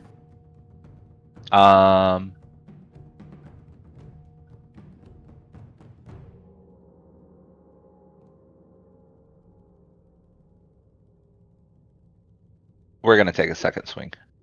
All right. For dirty 20. 20 hits. For 12. Drops the bugbear. And then if I could, I'd like to slice him in twain and send those pieces over the cliff. You got it.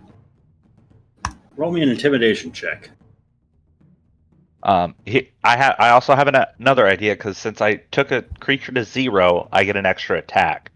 I was wondering if I could go up behind this ogre, like right here, and spend that extra attack trying to push the ogre off a cliff for a bonus to that intimidation check. So they just see bodies flying off the cliff.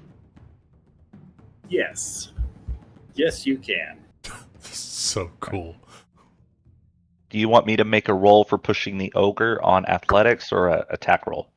I'm going to include the rolling of the ogre with your intimidation check, because I'm going to say a weak intimidation check, this ogre's not going. A strong intimidation check, this ogre's going over that cliff. Okay. All right, here we go. Come on. So intimidating. That's an 18 on the dice. That's so intimidating. Yes, that ogre is going over that side. And it is just cascading right down to where the ogre and one of the warriors is at. And you hear some panicked shouts from down below as it clips the side and just sort of rolls off the side of this cliff on its way down, making a number of distressing sounds along the way.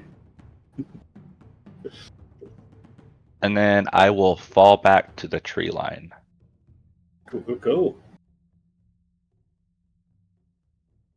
Wow. With that, anything else? Nope, that's my turn. Yep, they're going to regret not killing you sooner. That's for sure.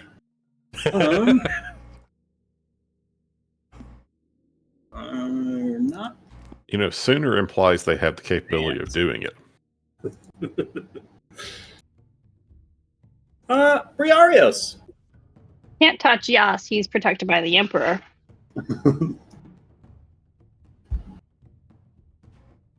Oh, she's BRBing. Goblins. Let's see. Moving. They are getting up to where Bree's at, so we might have to wait for her. So let's just take a 5-minute break. Everybody feel free to refresh your drinks, and we'll be right back.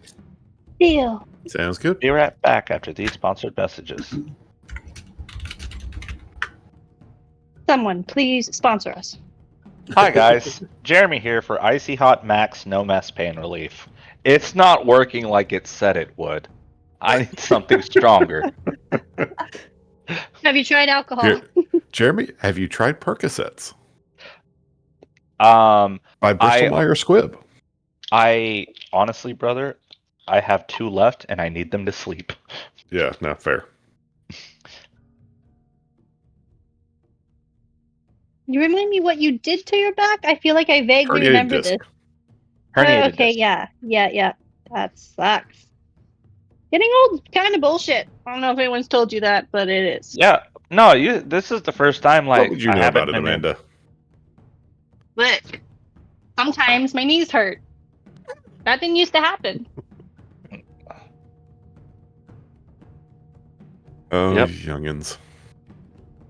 And then you go to a doctor and they're like, yeah, no, just getting old sucks. Doesn't You that can't suck? feel- And you're like, this can't be normal. I went to an eye yeah. doctor because, Yep. I'm like, I'm pretty sure I'm blind at nighttime. And they're like, no, that's normal. I'm like, this isn't normal. I used to be able to see. And they're like, nah, you're fine. And I'm like, I don't feel fine because I used to be able to see really far. Now I can't really see the road. And they're like, yeah, but like you don't actually have anything wrong with the vision. And I was like, I think you guys are full of shit because I'm pretty sure I'm blind at nighttime. But apparently that's normal. Yeah, night blindness is a thing. If it makes you feel any better, I've never been able to see at night. It just doesn't seem normal. Like I'll be driving and I'm like, sure would suck if the road turned. I wouldn't be able to tell. Yeah, that part of it's problematic. You Yeah. might want to do something about that. Well, I went to the eye doctor and they said I was fine, so now I just think I'm crazy. Which could be part of it, honestly. I would say stop driving on roads that turn randomly. Like, stick with the roads that don't move. Luckily, I live in Phoenix and we are in a grid, so there are less curvy roads to have to deal with. Maybe one of the safest places for me to live for night blindness. Option 2, don't drive at night. Yeah, luckily I work during the day and I just am a hermit, so I really don't leave my house, so I really don't have to deal with it very often, which is good. But I'm sorry your back hurts, Jeremy. Well, thank you.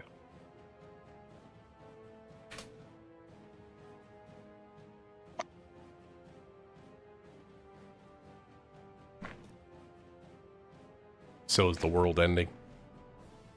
Well, it's your turn, but we all took a 5-minute break because impending doom, and we couldn't skip you. Nice. We just wanted you to have the choice of how you wanted to die. You know. Oh, in a blaze of glory, Ryan. Oh, okay. Very well then. I'll see what I can do.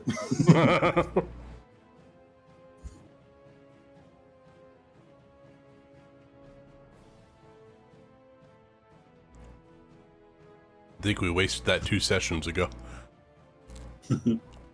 With the old double fireball. That was good, though. Okay, It was really good. Very often, and that's my dream has come true. 8 god rods with that. I was like, I know I'm playing a sorcerer again, and I told myself I wasn't going to do fireball again, but God, it was beautiful. It's so satisfying Just every can't time. help yourself. I couldn't. I was like, no, it's the right option. It's just a 20-foot radius of goblins. What else am I supposed to do? But I really didn't have a choice. Like that was the he's stupid not to. Wait, there's another option for a 20-foot radius? I don't understand. Clearly, lightning only kills my friends, so fire kills Fire enemies. does too. No, you guys learn though. You guys learn this.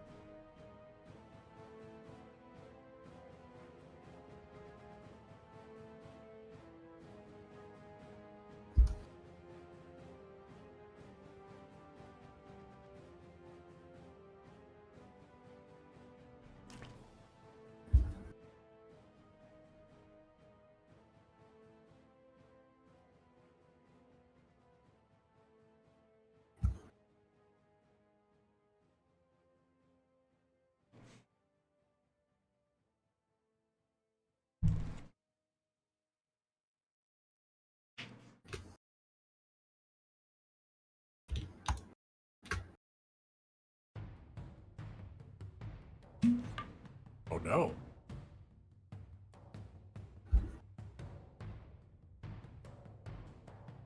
Not General Grub Stout. That's right. Oh no.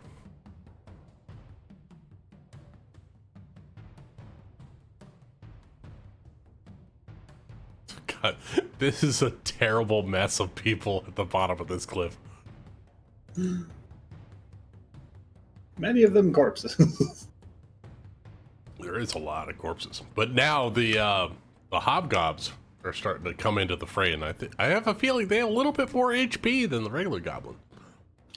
They're a lot sturdier too. They're harder armor. Yeah, but they can still fall off a cliff. Yep, I can still hit them off. So you're saying there's a chance? Oh man. I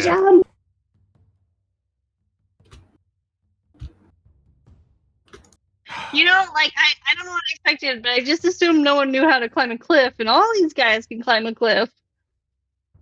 I didn't think that they could climb so fast. Okay, we can still run and just vanish. Oh, yeah. I'm trying to run. I don't know how long we'll have to run. We may be hunted till the end of time, but we can just run. For forever. We only destroyed their entire encampment. I think we'll be okay.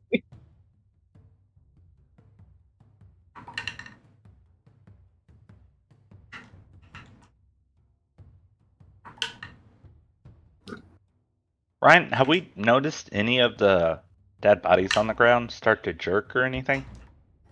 I mean, I don't think anybody's down there to see it, but the first couple of goblins that got slain down here are starting to twitch. Okay. More so, I was wondering if they were somehow immune. Or if, no, they're going to have to fucking deal with that as well. No. How many god rods are going to rise to fight again? This combat has stretched on long enough that it's going to be problematic again. Presently. I'm glad I shoved that ogre over. Maybe he just wanted a hug.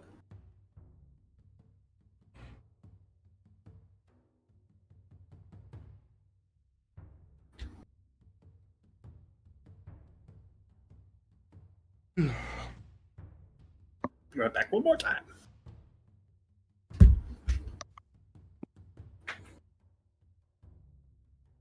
These guys have such long arms, I don't think I can get away. You can do it. I have one more silvery barbs. I just need you to run.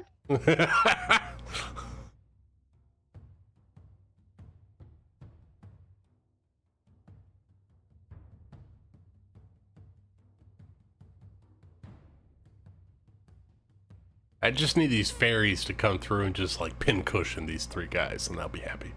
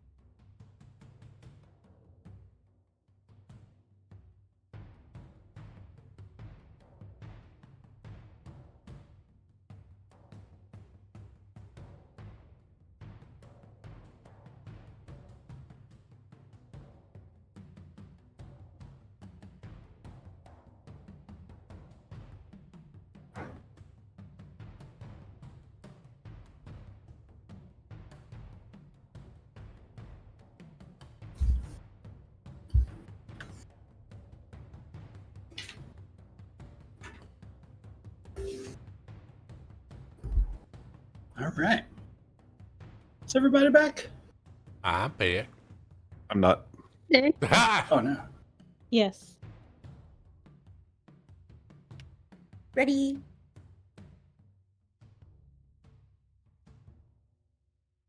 Did I hear Nick? I'm also here. Oh. Cool.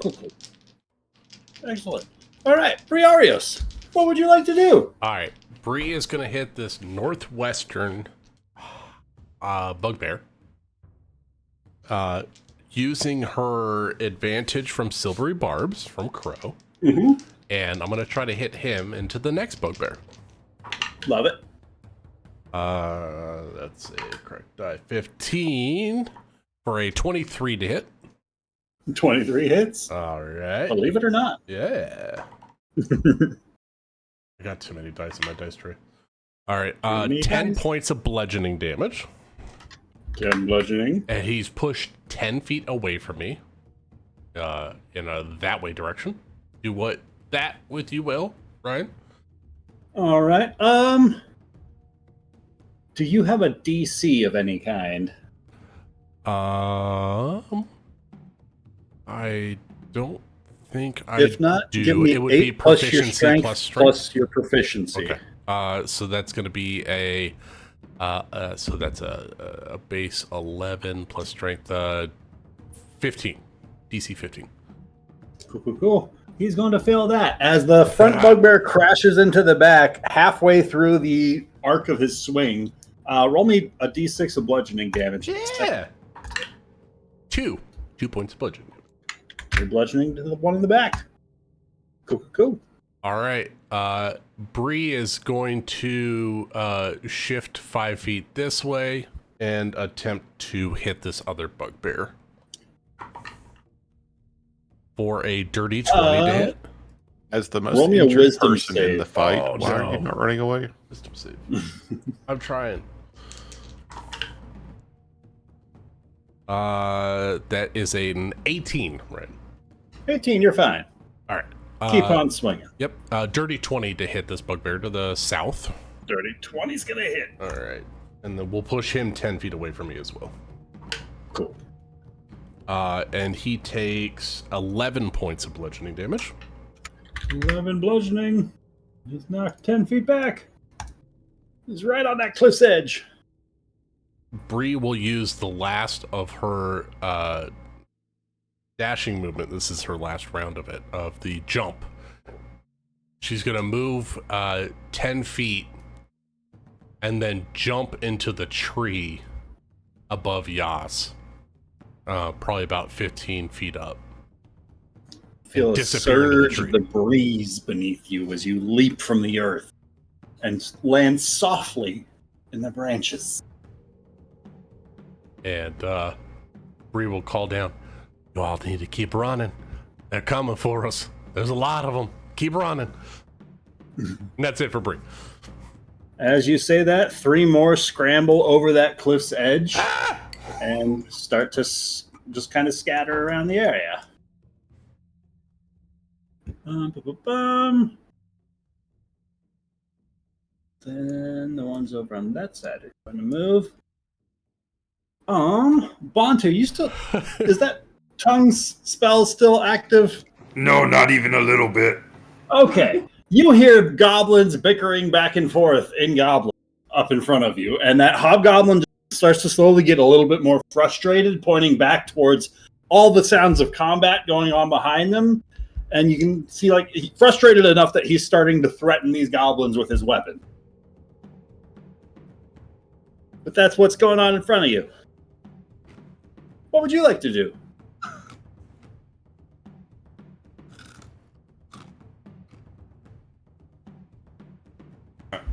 Good question.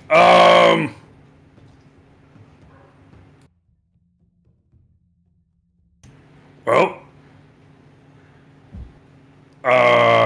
Bantu's going to say, "Follow my lead," and he's gonna go like this. And can he go like around the goblins to like the side of the hobgoblin? So the bridge, like the path up the mountain, is not very wide. you could climb up and around the cliff wall, but it'll be noticed to go around. Like, there's not room to step around that with him actively blocking. It's like, I don't necessarily want to go around. What I want to do is just squeeze by the other two and then take him and throw him off the side. That sounds excellent. Absolutely. Opposed athletics, acrobatics. Oh, I got a 27, DM, because this system is my bitch! He is getting launched in that direction. He knows the one phrase in Goblin, which is "fuck this." And he says, "Fuck you!" Fuck you! And then the other goblins are like, "Yeah, man." The two goblins that are there both cheer in support. That's awesome.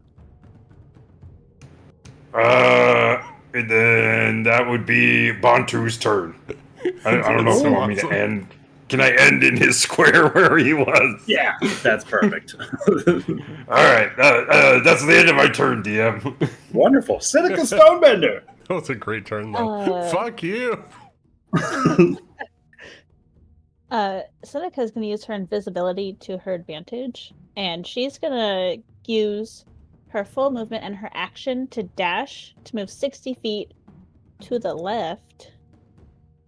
Oop, there we go. To the left, to try to get a visual on Bantu, since everyone up here is accounted for. Love it. Although I don't think she can see him quite that far. Bantu is also currently disguised self as a goblin. Yeah, you wouldn't be able to see him. Well, he's a particularly tall goblin, though. He is a tall goblin. That's true. He's like 2 feet. Even with his stature, he's still like 2 feet taller than every. He's other a 5 foot tall goblin. Regardless, she will end her turn there, and then just keep moving her next turn. Cool. Shikari.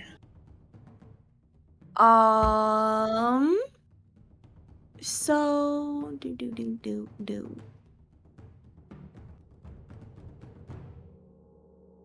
Can I see? Oh, okay. There's what it is. That's 30 feet. Damn.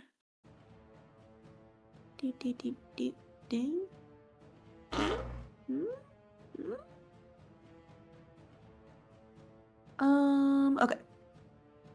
So I'm gonna move this, or wait, yes. Move this 20 feet. And then, does the map just end here, Ryan? Or what's going on there? Yep. The map ends there, yes, but you are welcome to continue in that direction. Yeah, I'll do that. I think that's what everybody's doing, right? Anybody who's not dying. Like the plan is escaping. Damn it, Bree! I'm going to. I retreated. I'm gonna tree. Move 10 or 5 or 10 feet or however much I need. I think I can do it in 5. No, I need to be 1 square closer, don't I? I'm like 15 feet up in a tree. Oh, you're 15 feet up the tree. I jumped into the top of the tree. I'm trying to get away. You're trying to get away, exactly, from everyone, including the people, your friends who want to help you. I want you to run! Run! All right, fine. I'm running. You told me to run. I'm running.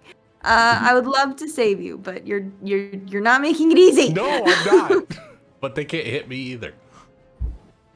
Okay, I'm gonna move. How does this work again? I wish I could remember how to do it. I do it right once every like 2 moons or something, and then by right-clicking while you're clicking and dragging. Don't say it like it's easy. It belittles my struggle. It used to be worse. You used to have I'm to not trying to spacebar not that overly shit while complicate clicking. it. And then the nearest Gabo is this guy here, 45 feet away. I think so, yeah. Yeah. I'm going to crossbow him. Oh. That might hurt him. Oh, no, it won't. It's a 10. It's not gonna do it. Goes wide of your target.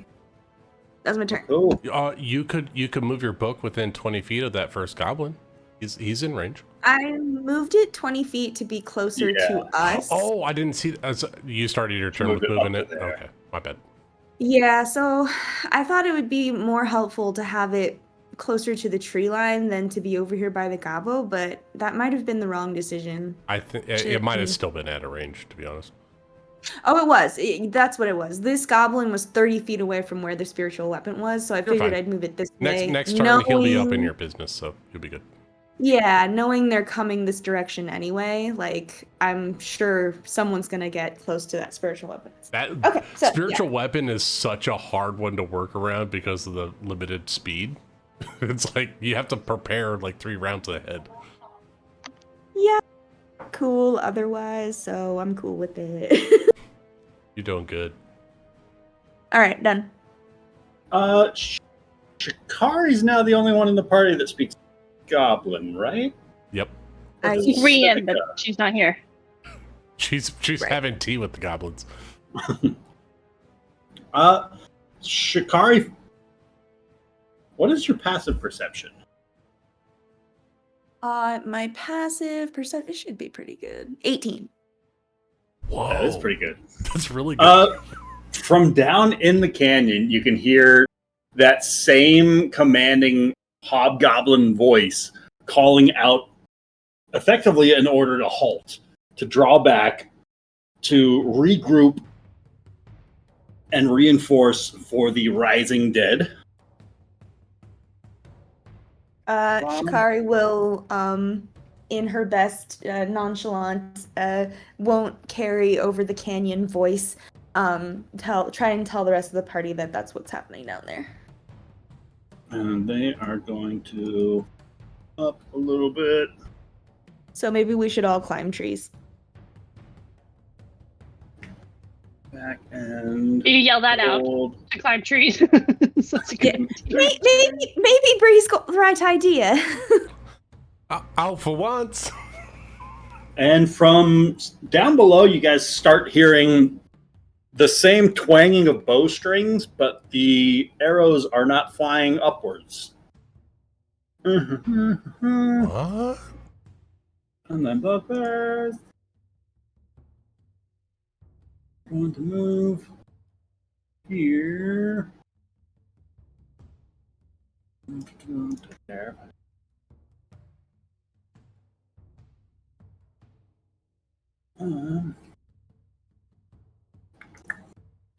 Are not gonna be heroes, and they're going to go this direction.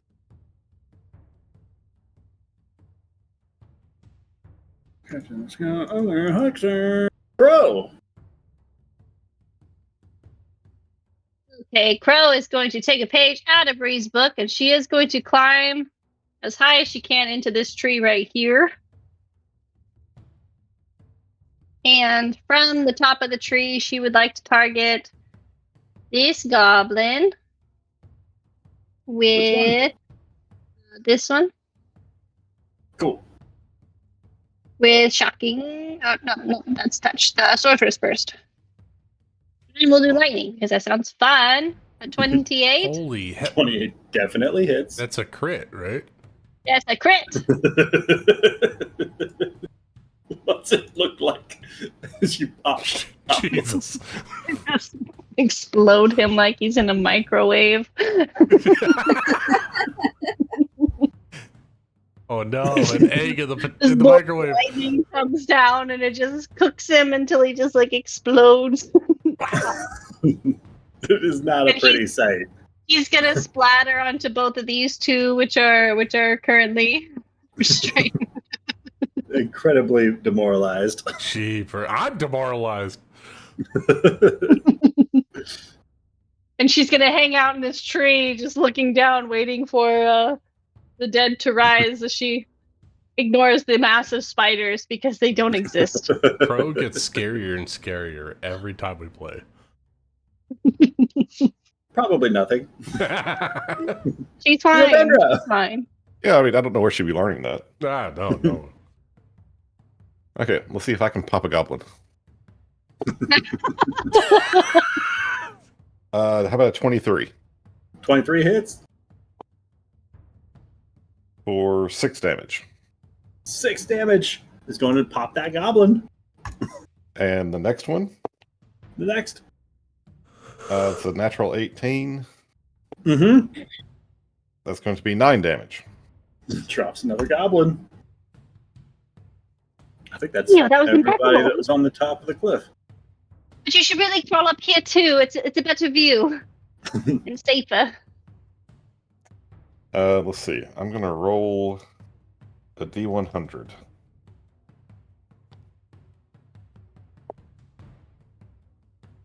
Okay, I rolled a 6. So, with both the stuff and the lower branch, like not having very low branches, there's no way that EO can climb that tree. Can I attempt to help you? I'll just hide behind the tree. Okay. Need less things. Well, that's ridiculous. Can't have that. And that'll be EO's turn. Cool. Goblin warrior. I'm left on this map. He's gonna move. Yastrev, Yes. what would you like to do? Oh.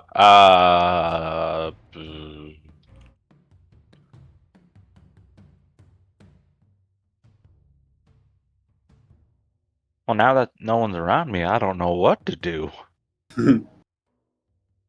Climbing trees seems popular. Climbing a tree seems popular. I will climb a tree. Climb that tree!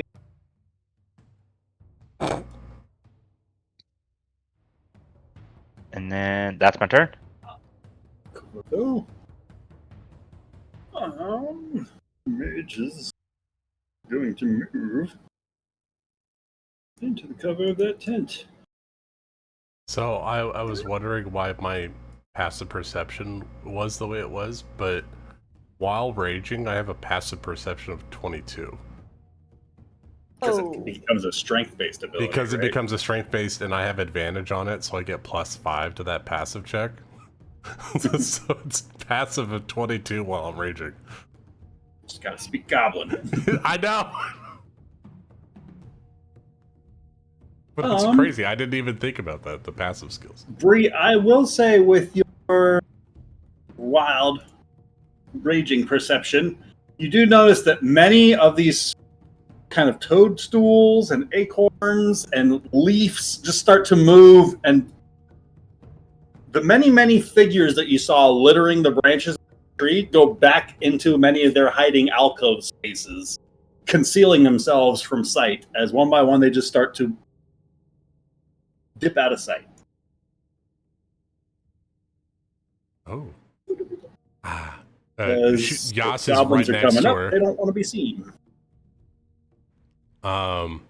She's going to reach down. She'll climb down a little bit, reach down, and pull Yas up into the tree. I'm already there. Oh. Well, face to face. As you're climbing down to get Yas, he's already in the tree. I just go around to this. Oh, there you are. Illa. The Fae creatures have decided to hide. I think the undead are beginning to rise. We might want to take this. Wait, Ryan, is map north, actual north? Yes. Oh shit. I don't know if we want to wait out the undead to move north, and follow behind them, but they'd be marching their way directly towards Westvale. So we might want to get out ahead of the undead while the goblins are regrouping. What do you think, Yas? It'd be a good idea to head back to Westvale to regroup, recover, as the two of us are just covered in blood.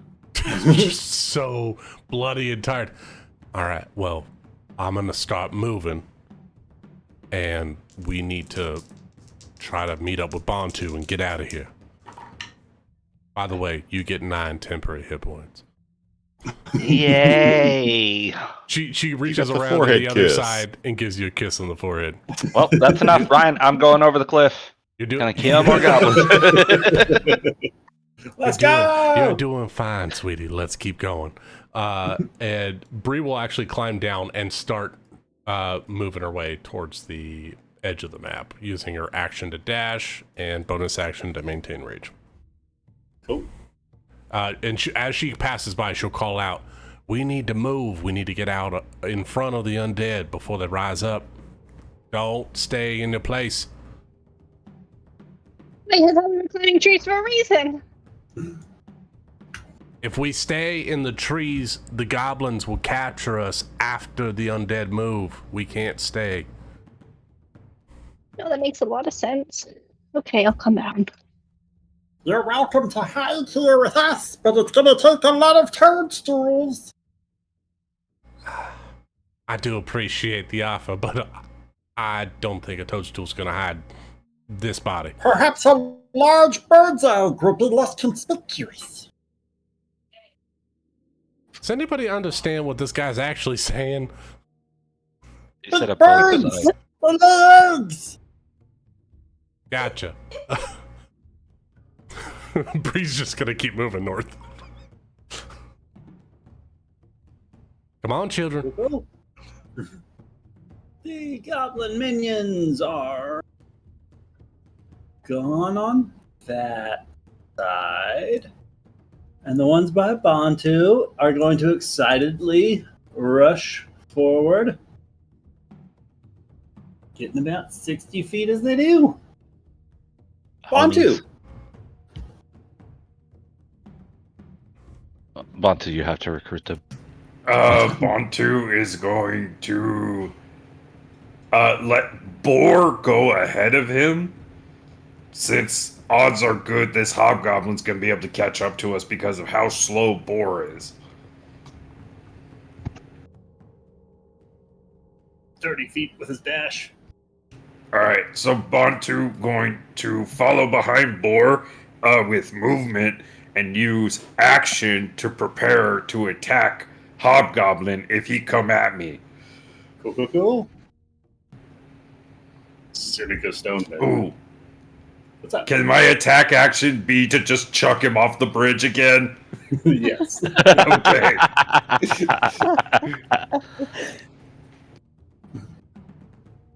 That hobgoblin's gonna have some explaining to do. Seneca. She's gonna keep on going to, find Bantu, because she thinks she could do that. Everyone else is going to Westvale. Keeping concealed, yeah. So she'll just keep trucking on over to the left. Wonderful. Technically, he'd end up outpacing her, but they'll meet up at some point. I'm sure of it. And everyone else is retreating, so she's not super worried about them. Cool. Seneca continues to the left. Chikari. Chikari is going to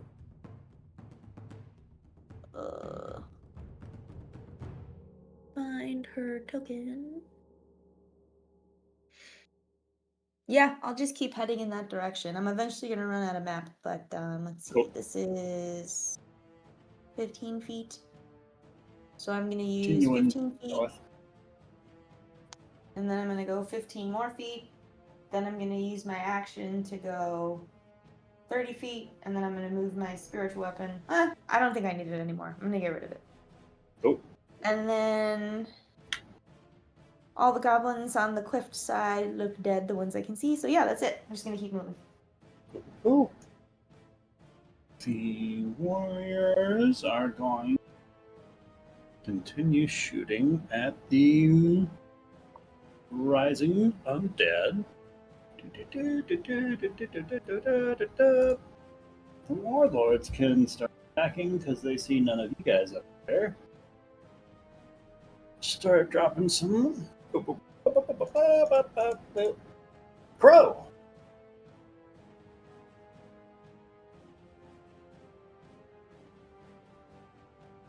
Amanda. Sorry, I'm here. What you like to do? Okay. Crow is then going to immediately climb back down the tree she just climbed up. Like, okay. No, that's reasonable. And there is nothing else behind them, and I can't see, or Crow can't see anyone currently on the cliffs. So No she is left up going to climb down the tree, which she climbed up as high as she could. So she would get to the base of the tree and maybe take, like, I don't know, 5-foot step this way. And then she will look back and she'll hold her action for if there is any more baddies that climb over the cliff that she can see, which would she probably won't see any of these bugbears because they're out of her dark vision. But that's what we're going to do for her turn. All right. Eo. Eo is going to use an action to turn himself invisible. Where'd he go?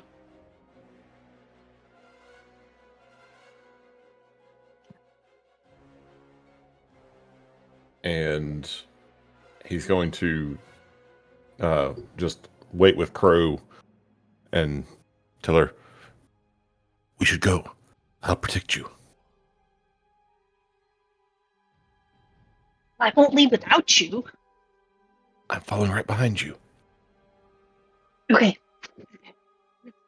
Should, like, look ready to go, but we have 6 seconds.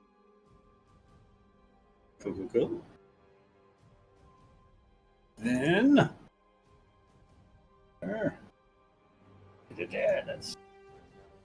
The Yastra. goodest of boys. Yeah, I know whose turn's before me. I remember. So I used my last turn to go up a tree. I imagine it's a pretty tall tree, yeah? I better be Yeah. OMD in their phone. Okay, is it tall enough if I'm in the top of the tree, I can see down into the canyon and see what's going on? I'd like to get just a little bit more intel before I leave.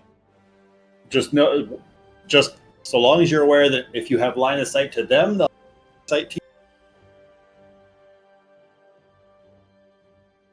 Yeah, no, I just want to move up, do the check, and then move back down. Cool. Climbing Maybe. up and taking a peek, you can see they are starting to shoot away at some of the rising goblin undead. Like, the hobgoblins' attention have been diverted. Their archers are now shooting the goblins that were earliest slain in the fight back in this corner, and they are starting to work their way kind of around clockwise, the way the party did. You're gonna have to kill the frogs again. No, not the frogs. And then I'm guessing General Scar-Eye is the one who's leading this now? Yes. He is the one that's barking out orders that everybody else... Can me and him make eye contact? Ooh. Absolutely. And then if he sees me, I want to look at him and smirk and then climb down. Who says he can't cruise during a fight? 11. I ship it. And then, I don't know how big the tree was, but I'd like to descend gently. And, it was conveniently big enough that you can end your turn with 10 feet of movement at the base of this tree. Okay. Boom. And then, was that including a dash? Your movement. Okay, then we'll dash as well. All right. 5, 10, 15, 20, 25, 30. Catch up to Bree. Wonderful. Then... I think you two both have 10 hit points, right? Yes. Oh. Bree, Shikari, and Yas, are you guys going to way north? What? Anybody else lose him? Or is it just me? Okay. Are the three of you guys continuing to make your way north? Yeah, yes. I was going to head north, but I want to make sure that I have the party with me. Does anybody know what Seneca's doing? I didn't see. No, she went Seneca invisible and disappeared. Oh, that's right. She's invisible, so we wouldn't be able to track her if we wanted to. Yeah, we have no idea where she is. We just know she vanished. Oh, just for the hell of it, can I roll a mom sense to see where Seneca's running off to? Wow. I mean, if anything, your mom sense would be triggering that, like, you're also short an orc from your party. I know. I honestly, Ryan, I wanted to jump down the cliff and chase after Bantu, but I wouldn't know who's Bantu because he's a goblin. Well, I mean, maybe that helps you to put one and one together about where Seneca might be. Yeah, my mom my mom instincts are like, Seneca's making sure that Bantu's all right. She disappeared. She's trustworthy. So let's make sure the rest of us get out all right. Bree would like to give 11 temporary hit points to Yastrev, as he is the most wounded. So you go from 9 to 11, Jeremy. And Bree wants to start moving in a northeast direction to converge paths with EO and Crow as we start moving north together. All right. Crow, we can't see EO. We'll just see the lady. Some people are just vanished. Everyone's invisible. Roll for mom sense on invisible EO. EO. Yeah, okay. 24. It's not enough. I know that sneaky little man is over there somewhere. He never leaves. I swear, if you ever use mom sense to thwart me on something, I'd be so upset. I'm gonna mom you at some point, Jeremy. It's gonna happen. Roll to mom. Roll to mom. So Bree will move towards Crow because she knows that Crow is not the best at stealthing. So she wants to make sure that Crow and EO never leaves Crow's side. That the two of them meet up together and the five of us can move north. I wouldn't say I'm not good at it. I'm just out of practice, and sometimes I'm just a little bit louder than everyone else. You just got them long legs. That's all. Bantu's part of the fellowship, so Yastrev has good confidence that he can survive on his own and make it back. He's a pathfinder.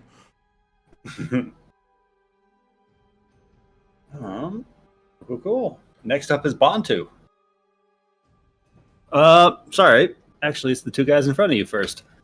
Bantu, you watch as those two minions keep on making their way up and further around the mountain. They get most of the way up there before there's an arrow that just comes loosing from somewhere up ahead. That tower where there's a hobgoblin, as one of them gets struck and just falls unconscious into that lake bed down below. Why do I care? And with that, Bantu, what would you like to do?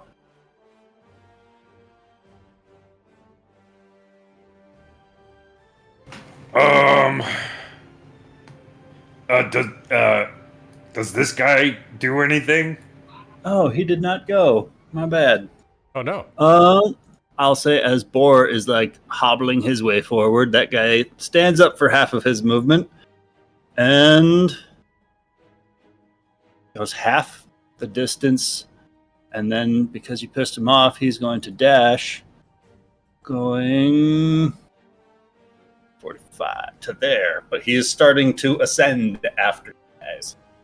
And as he's making his way up, you can see a bow from his back.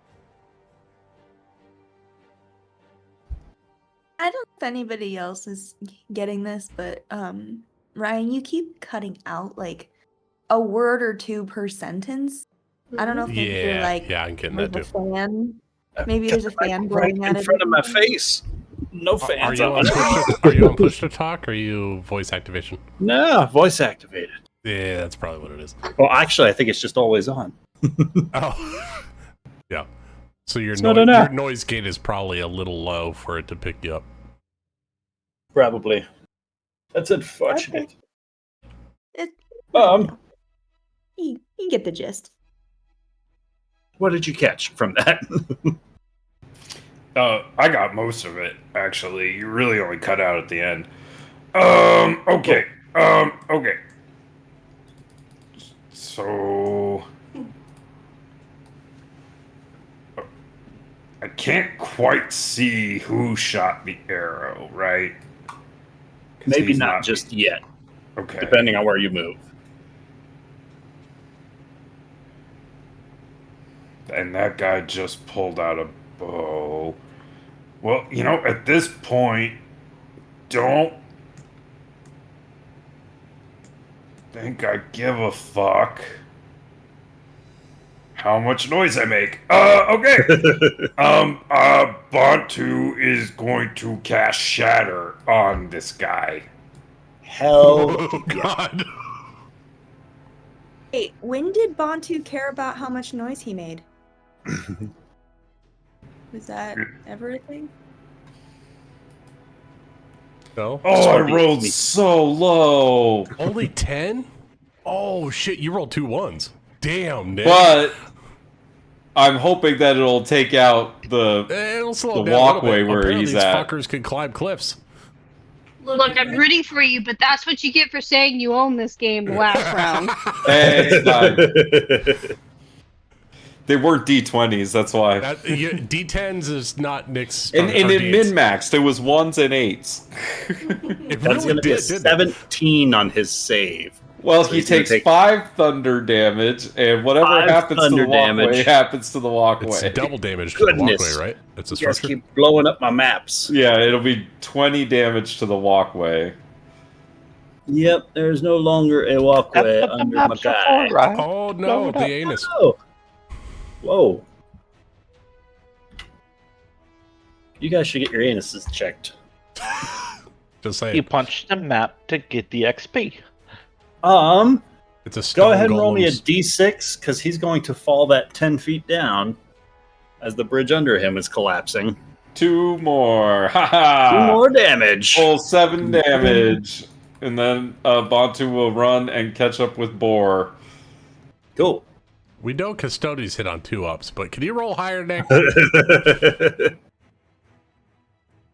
He doesn't need to. He doesn't need to. Catches up. Next up is Seneca Stonebender.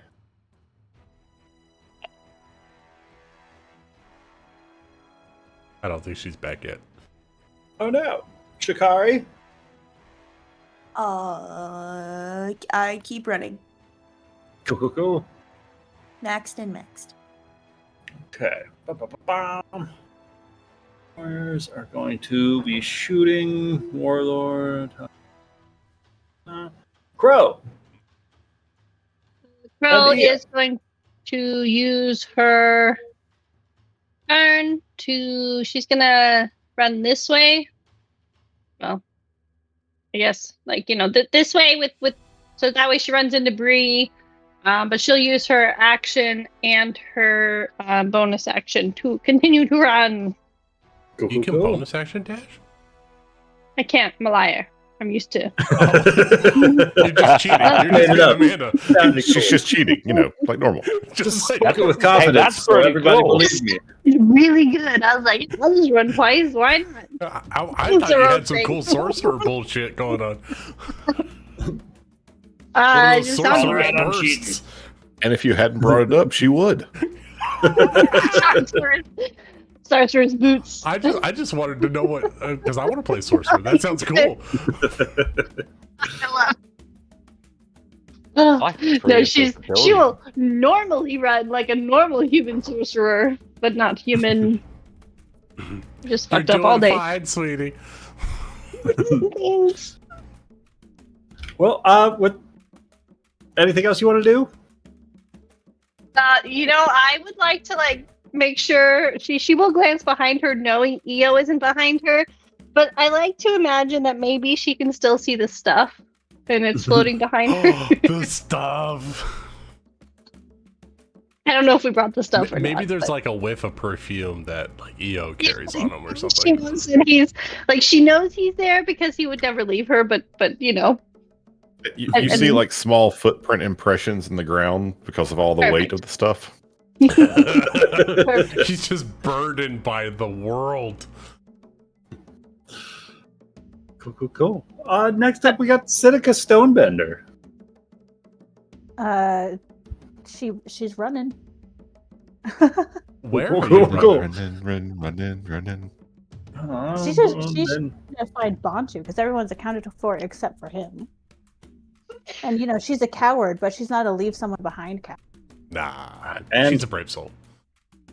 I think it's the last from the right side. Yastrev? I'm heading north, baby. Booking it? Cool. All right. Then we're going to just go ahead and kind of focus on Bantu, if that's cool with everybody, as you guys are all kind of he's got tapering a out couple of combat. rounds to get out of there before we're all safe. Cool. So Bantu,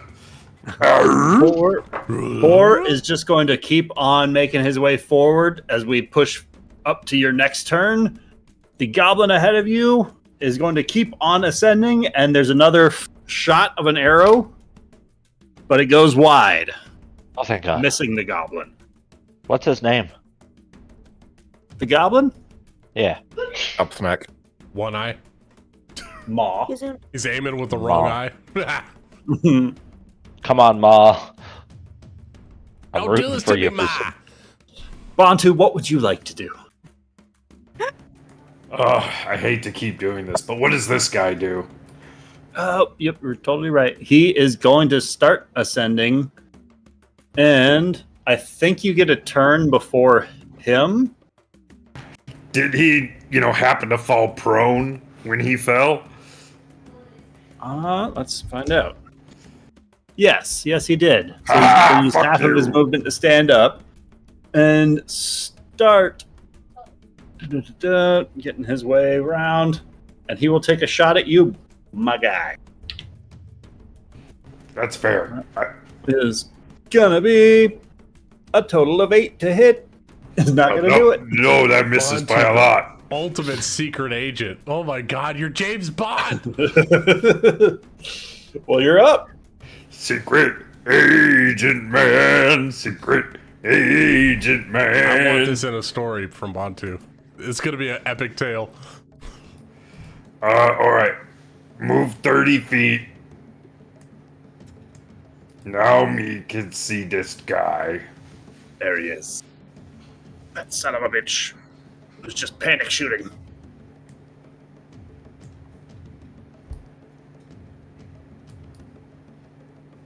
Got any more of those shatters? Yeah, I got a lot of them actually. Bantu going to cast 3rd level shatter on. Oh wait, hold on. What distance on shatter? 60. Is it only 60? Ouch. Can't quite do it on that guy yet. We're gonna save that. Yep. Nope, we're not casting shatter quite yet. It's gonna keep dropping the bridge from under that guy. Okay. Bantu, pull out. Do we have any long range spell? Blindness, deafness. That's fun. Fuck it.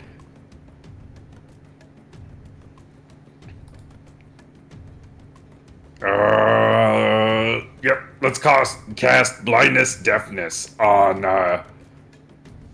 this guy up here. All right. Is that a con save? Con save DC 14. Con save. That's a natural 2 for a 3 total. I'd like for him to be blinded, please. Bantu, what's this look like as you cast this on him? Because it's just a verbal component. Oh, he sings, "Hello, darkness, my old friend. I've come to inflict this guy with you." Wonderful. That's so funny. I sing that all the time on my Saturday game. Yeah, I feel like it should have been blinded by the light. Damn it, that's better. That's a good one. Gah! DM, I do that. No takebacks. In the next round, the goblin ahead of you is just continuing to make his way all the way up before he can round that corner. The guy down below is going to climb a little bit higher. get a little bit further up, and he's going to take another shot at you, Bantu. For a 16 to hit?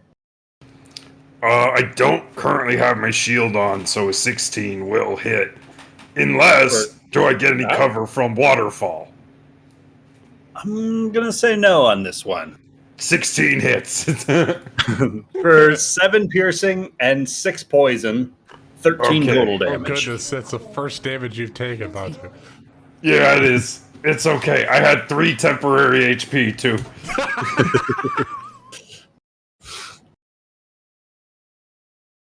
Okay, Bantu took damage. Hey, we all got in the fight. Boar is going to continue climbing this ladder, or bridge, walkway, precariously, limping his way up. What would you like to do, Bantu? Bantu would like to cast Shatter. All right. Let's go. Let's go. Like second level character. Second level Shatter. That's better. Hey. Right there on that guy again. He knows the drill. 4 He knows on that guy. He's been through this once or twice. He has taken 21 damage, and you don't see him get up from this collapse. Good. I'll just leave And that Bantu just turn around and keep following Boar. Cool. There's just like loud, repeatedly, bam, bam, explosions coming from over there. You hear some panicked shouts from the hobgoblin up in the tower as a pair of you make your way by. But he's successfully blinded, and you guys are able to sneak past. And the goblin ahead of you is not going to turn around and give you guys any mind. So with that, the party is effectively fleed from Godrod's war camp, having successfully disbanded the goblins and any sort of alliance and get together and build up that was going on. So as you guys make your way a little bit further from the canyon, it's not too terribly long before Seneca comes across Bantu while she is invisible. Yeah, my disguised self will wear off before her invisibility does. Because I was disguised most of that fight, so. Yeah, when she actually spots him, she doesn't want to scare him because that'd probably end up with her getting hurt, perhaps. Bantu casts Shatter on Seneca and kills her. It possibly could. It could happen. Yeah, she'll drop her invisibility as she approaches him.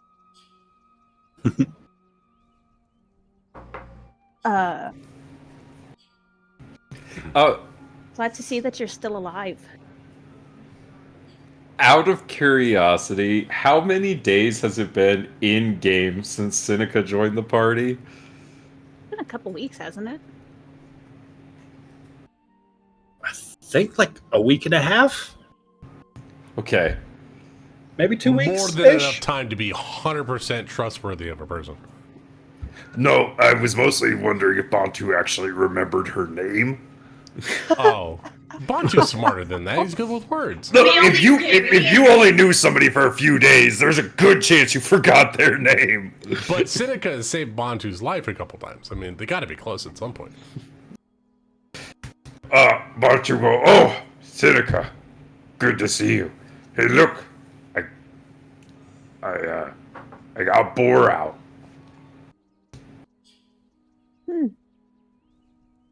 Surprised he's still alive as well. I know I didn't ask to be saved, but thank you. You didn't have to. You're risking your lives for me. Either mad or maybe you see something in me that I don't.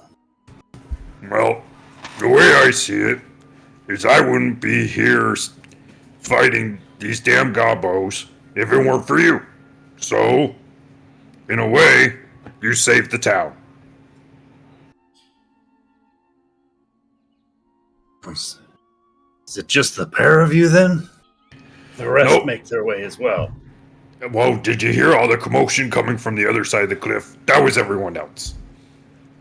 The rest have already started making their way back to Westvale. I'm sure if we hop to it, then we'll catch up with them in no time. Sounds of things. Y'all brought yourselves a small army. We brought the right heroes for the job. No doubt about that. Now, I guess the question is, Boar, what do you want to do? Well, first things first, I reckon I owe everybody an apology. If you wouldn't mind, I'd like to address everybody properly. Okay. That's gonna be rough. There's a few people among them that don't exactly see the world the way I do. But hopefully we can convince them to show mercy.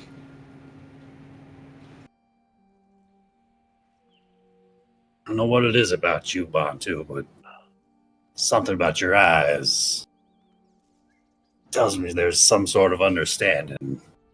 Like another who's turned on their own. I want you to know I'm gonna be eternally grateful for this. Just trying to make the world a better place.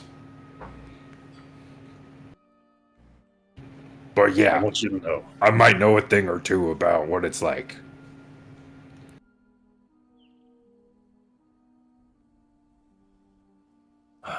Understood.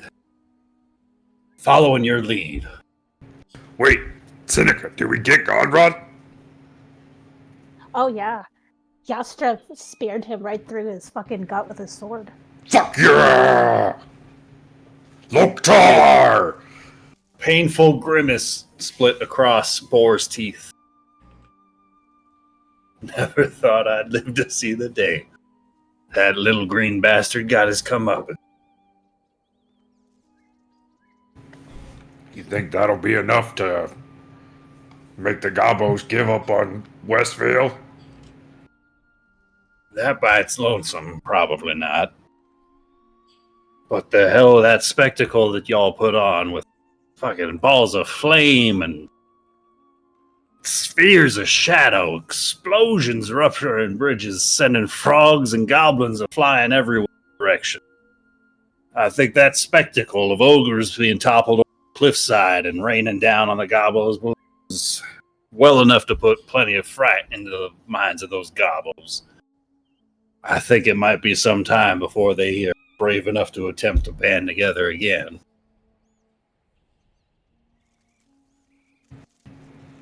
Alright, well let's go meet up with everyone else. Where do you think they are? She vaguely points the way that she came from, but just a little bit more north. We'll follow you. Oh wait, Bork. Let me. I will toss a first level healing word at Boar to see if that helps him with the walking. Much appreciated, and he does pick up the pace. Hit points.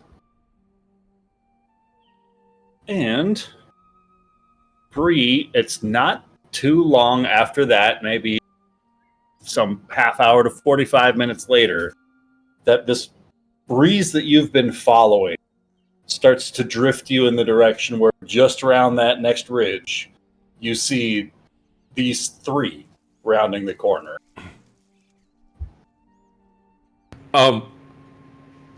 Bantu's gonna have Boar put up his disguise, or at least, hide who he is as they're walking in. You guys see Seneca with Bantu approaching, or with a goblin, or with somebody concealed. Yeah, I don't know how big Boar is in his normal life. Large for a medium creature. About a little shorter than Bantu, but about the same sort of bulky. Like a dwarf sized, like a stocky dude. Yeah. I mean, Bantu's tall. I think Bantu's 6 foot tall. So Bantu's fucking tall. Yeah. As we are walking, could Crow heal Bree a little bit more? Sure thing. Crow can heal? What the fuck? Just a little bit. Lightning bolt. I'm not even cheating this time. I just haven't seen it. What?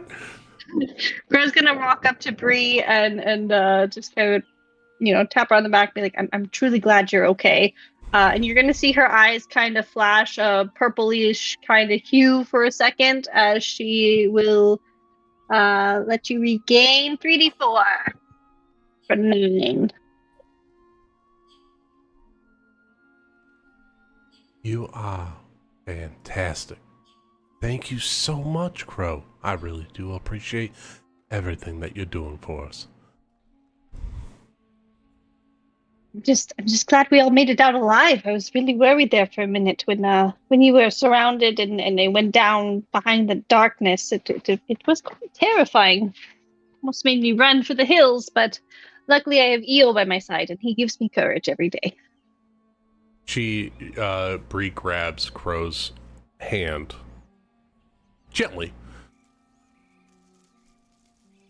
Eo is a anchor that we can't forget at all. But don't forget your own abilities. You saved me so many times. You saved Yastrib. Don't forget yourself. You're doing magnificently. Don't forget your own abilities. Crow's gonna kind of tear up a little bit. She's gonna be like, well, I did start carrying my own rations.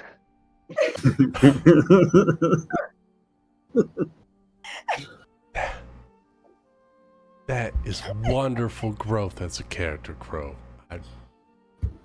It warms my heart to hear it.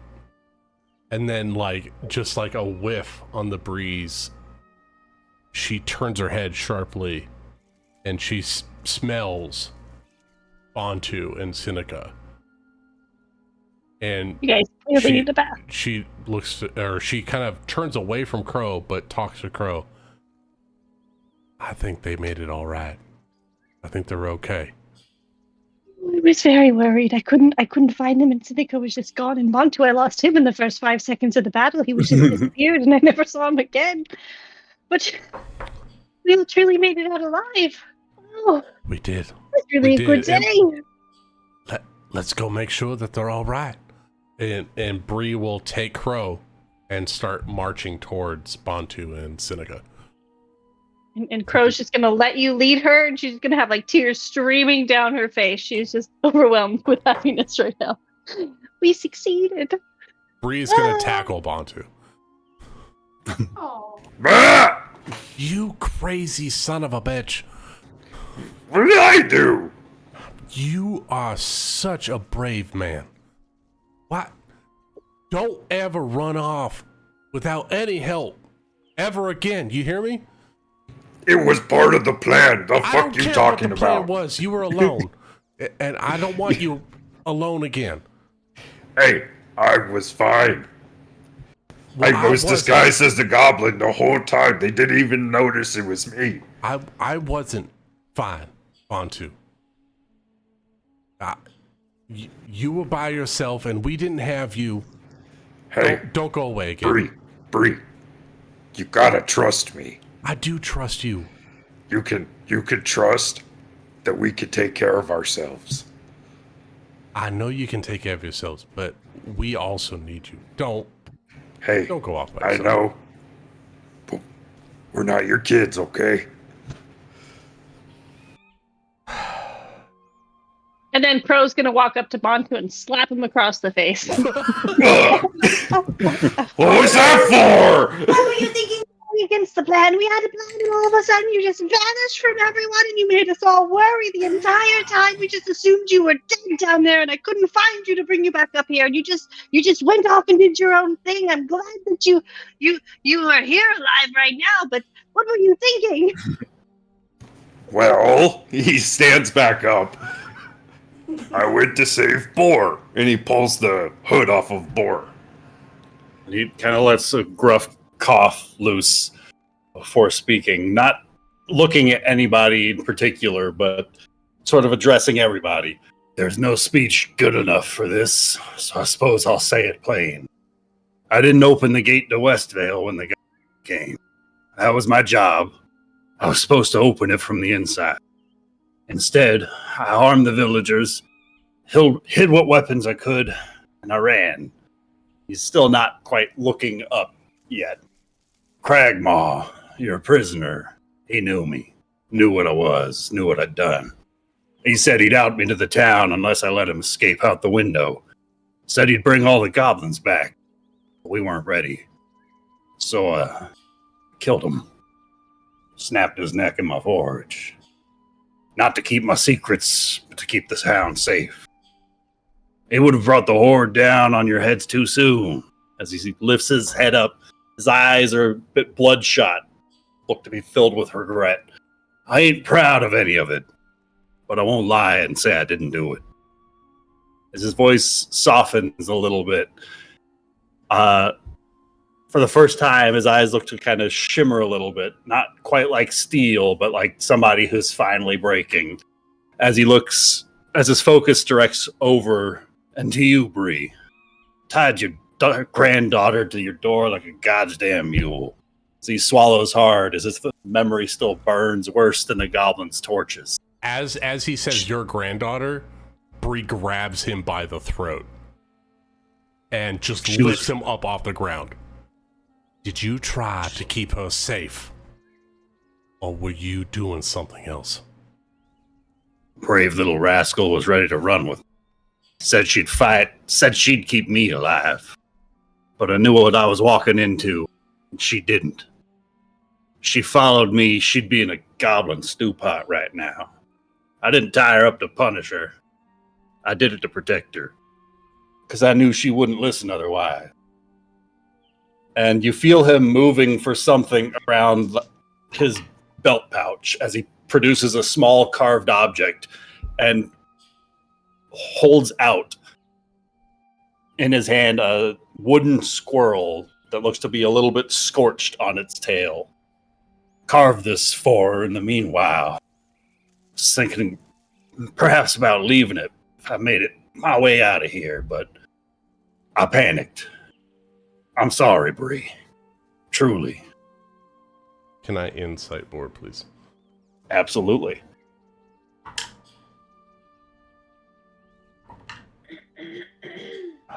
Bree is not in the right headspace for this at the moment. Insight +2. I got a 7. She is just so distraught, but hearing the words, she wants to believe Boar is good. She lowers him down so his feet touch the ground. Promise me on your life you didn't try to harm my family, because otherwise I'm going to put you in the ground right now. I can swear it to you. And I'm not asking you to trust me. I'll earn that trust.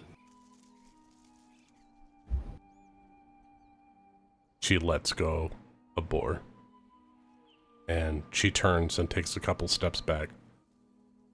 I expect you to work a long, hard time to regain everything that you've lost, Boar. Why'd you come for me after what I did? What I didn't do? Or me, I wouldn't. He didn't. That was kind of my choice. Sorry, Boar. I should have mentioned that. We definitely agreed that you weren't worth the damage that could have happened trying to rescue you. Out of character. I was gonna have her arms crossed and just glaring at him. Sorry, Lucas, go ahead. No, I was gonna say, Bree actually wanted to save Bor because she had the inkling that he was trying to save Vora. Yeah. But she wanted to hear him say it. So she's conflicted now at the moment. That makes sense.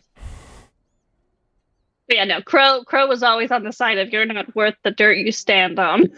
So she's just standing there with her arms crossed because she's already mad at Bontu for going against the original plan. And then seeing that he went to save him, she's just standing there with her arms crossed, very, very upset. Well, we did decide that Shikari's here, right? We're all together. Yep. Yeah. Everybody's all reunited. Out how the primary concern here was to defeat the goblins, and Bo, it sounds like you had the same motive in mind ultimately in the end. So, either way, your fate isn't really for us to decide at all. If you want to go back to the town and face their justice, that's up to you. We're not going to force you. She's right.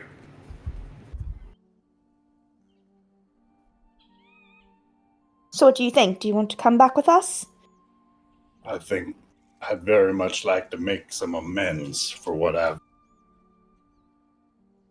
was put towards doing.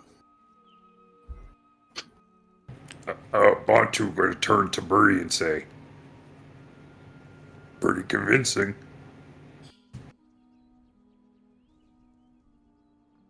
Well, I have no qualms with you coming back with us if everyone agrees.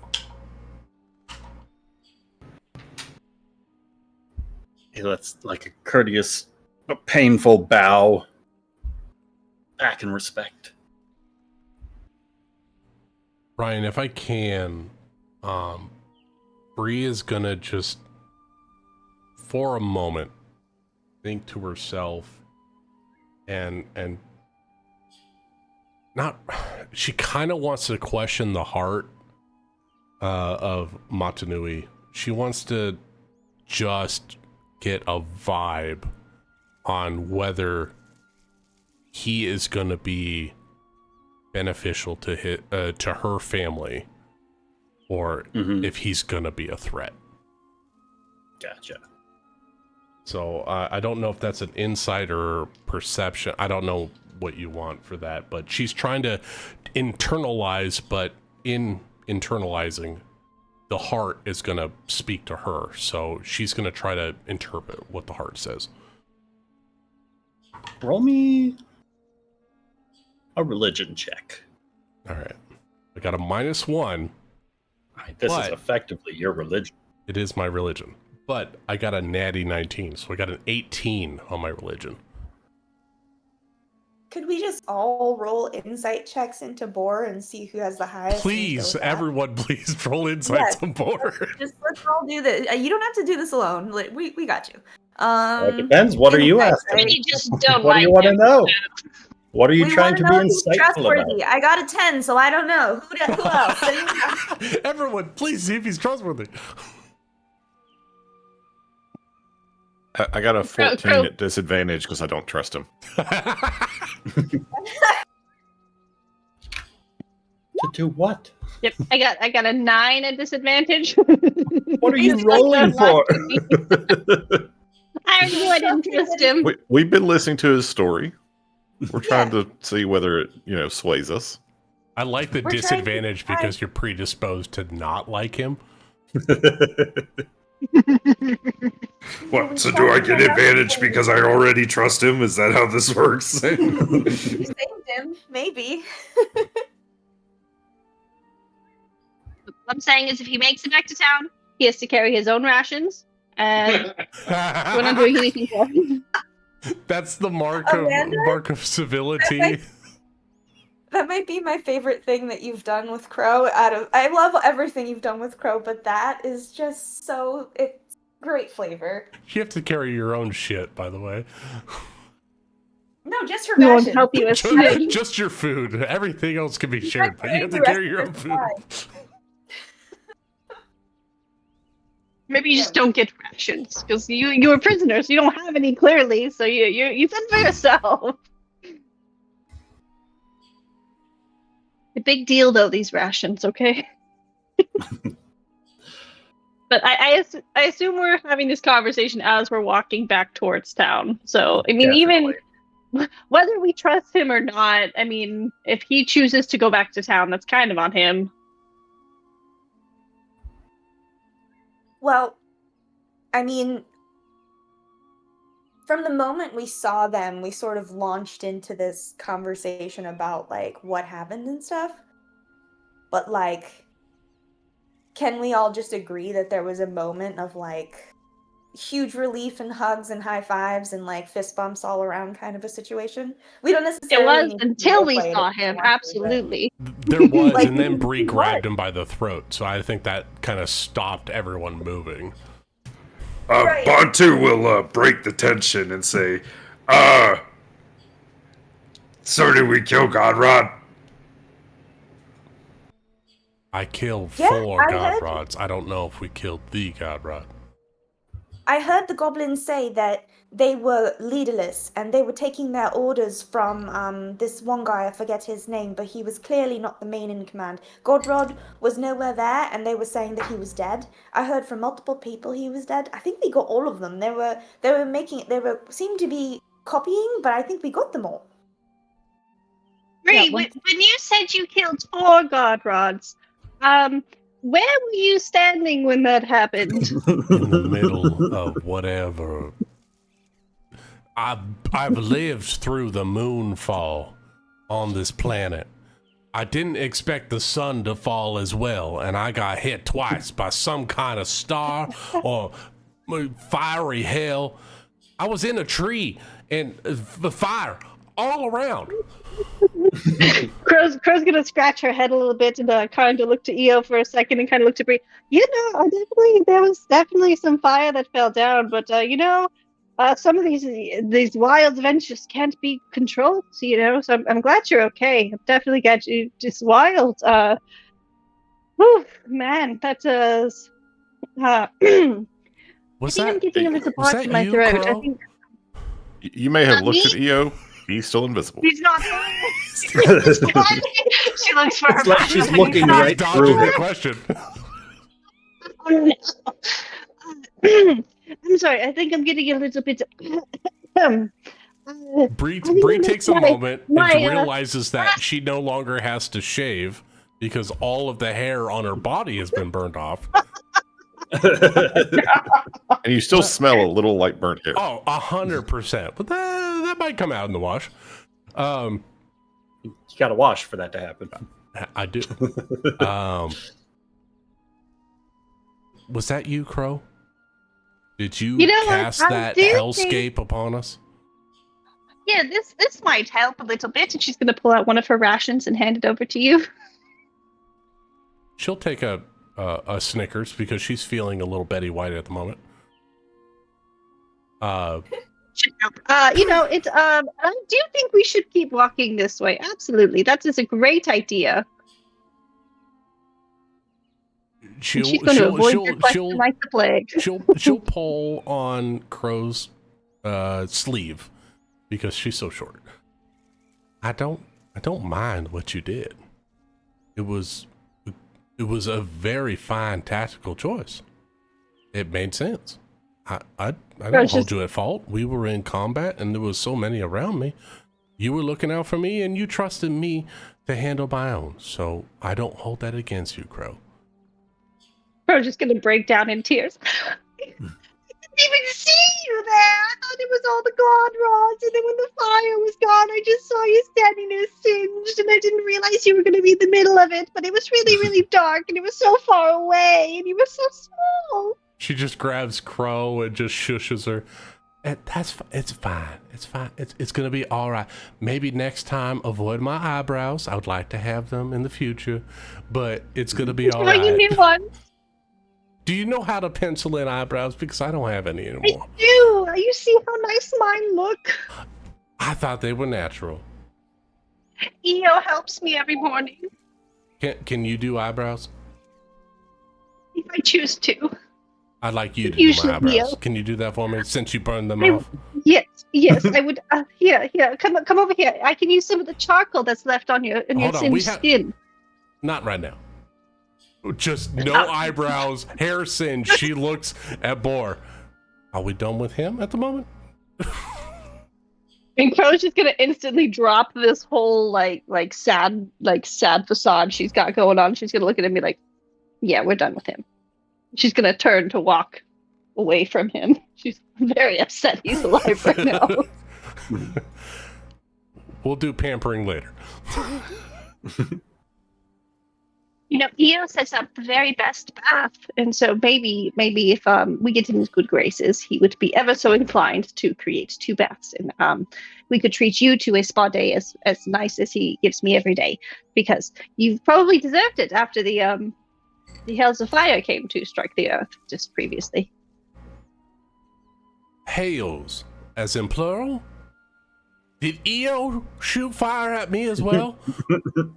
No, he's much better with his aim, it seems. He did miss you. It was only I. I will have to thank that man. He is. I might be missing all my hair if the second one might have hit. It probably wouldn't have been good, because we did destroy quite a lot of god rods. Didn't think he'd be able to reproduce so quickly. Bree is pleasantly surprised or presently distracted from the Boar conversation talking about hair and the reproduction of hair after being fireballed. I think she meant the god rod reproductions. Also the hair. Also hair. So Crow and Brio are just Brio. A Brio pad. Brio. Crow and Brio are just gonna walk arm in arm, and they're talking about they're gonna do their makeup whenever they get back to the. And Crow's absolutely just gonna ignore Boar as much as she possibly can. Bree wants those heavy Hispanic eyebrows for sure. Mm-hmm. Oh, I got you. So the party's path back from the shattered canyon winds through dense, whispering woods, thick with the scent of pine, damp earth, and distant smoke from the smoldering remains of Godrod's defeated goblin warband. The once chaotic echoes of battle have faded, replaced by the gentle rustling of leaves and the occasional distant call of an owl over. Your steps tread a careful rhythm on the moss-covered roots and fallen leaves, as each member of the party finds their own way to process the aftermath. Some scanning the shadows for lingering threats, others quietly tending to wounds or repairing gear, while some simply breathe in the heavy stillness, reflecting on the fight that nearly consumed some of you. Over the course of these 2.5 days, you encounter fleeting signs of forest life cautiously returning.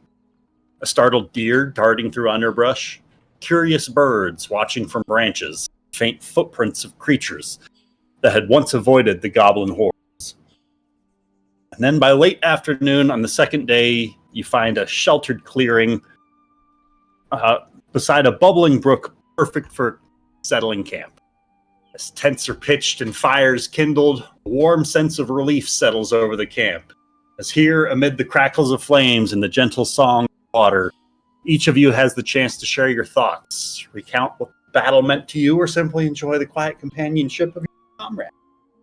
The road back to West Vale is clear but somber, the weight of recent victories balanced by the knowledge that greater challenges might yet lie ahead.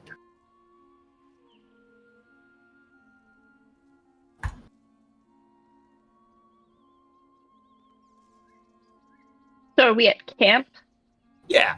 This is camp with, on the second day, half a day's travel left tomorrow to get to West Vale.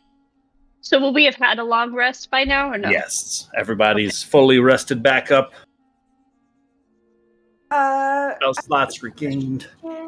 Have we noticed any signs of the zombies following us, or would we be able to tell from behind? At the pace you guys are going, no. If somebody would like to wait behind, like because the zombies are going to travel slower than you guys, if they are trailing behind you, it'll take them longer to get there. Okay, well, but no. still have. Okay, what? Go ahead. Sorry. Well, I was just gonna say, I still have a hold on. Where is it?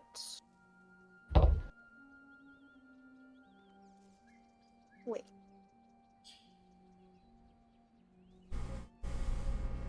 Sorry, I thought I had it, and now I don't see it where I thought I had it. Don't I have message somewhere?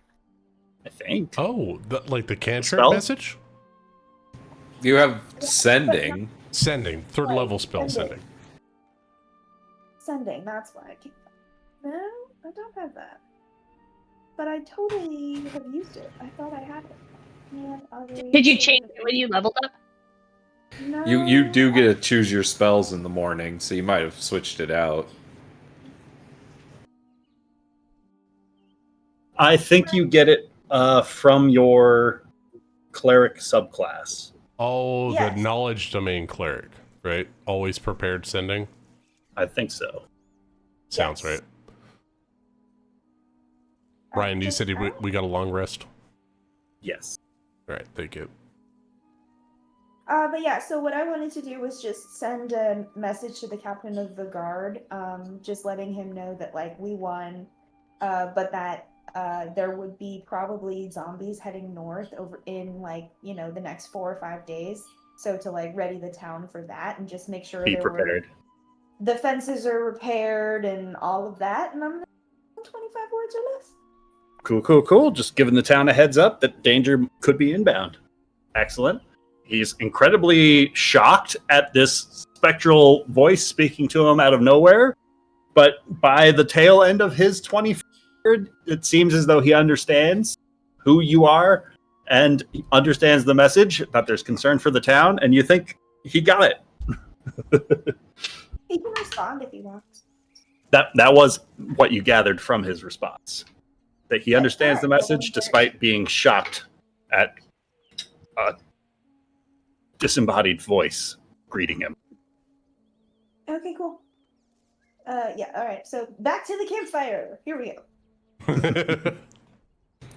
So, now that all this goblin stuff is all ended, what are y'all gonna do?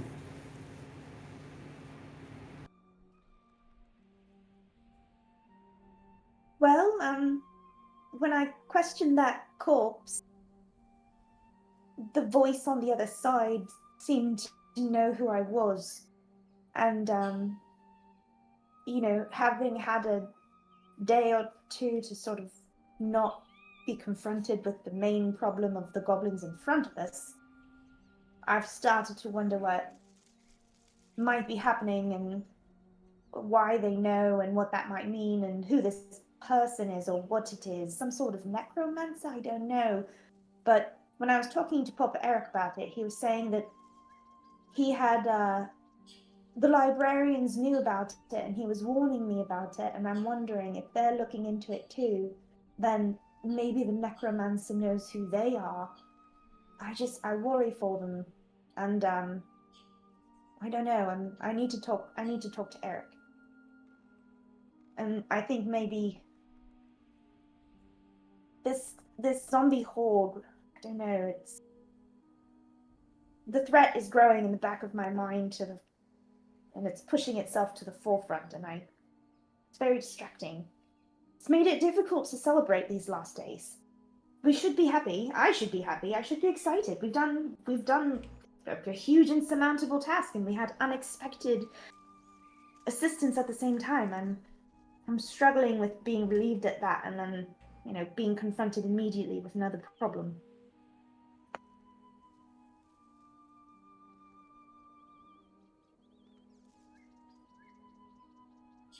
Well, I feel like after this last few weeks, I've really gotten to experience a lot of things that I didn't know I was capable of doing, which has really helped me grow.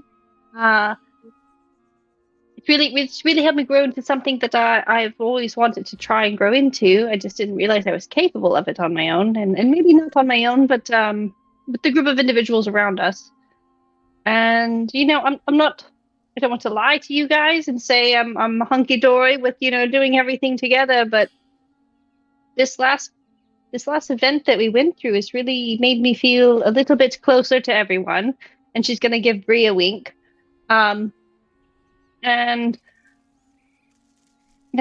I went out on this adventure to become something more than what I was, and to get a little bit of a better handle on who I am, and just kind of get a little bit more understanding on the path I'm supposed to take.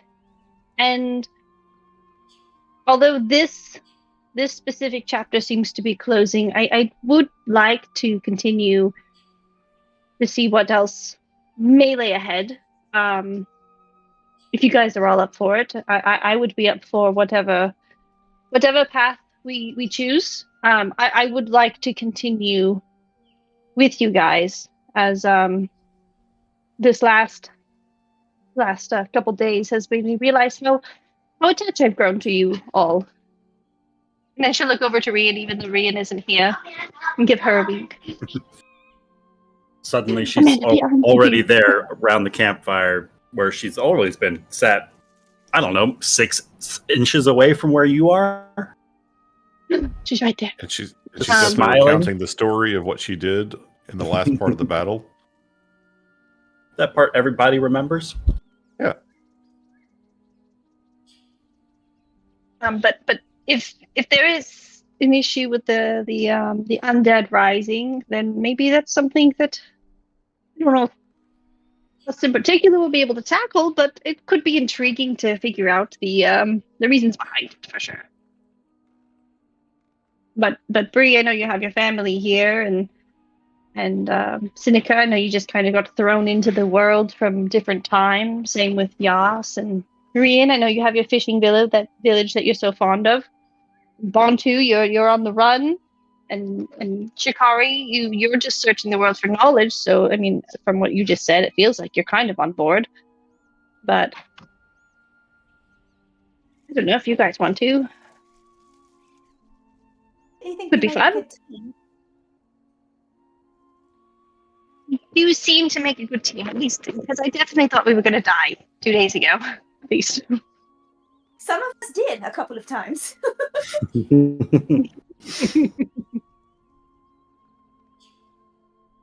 And then we didn't, so that was kind of cool.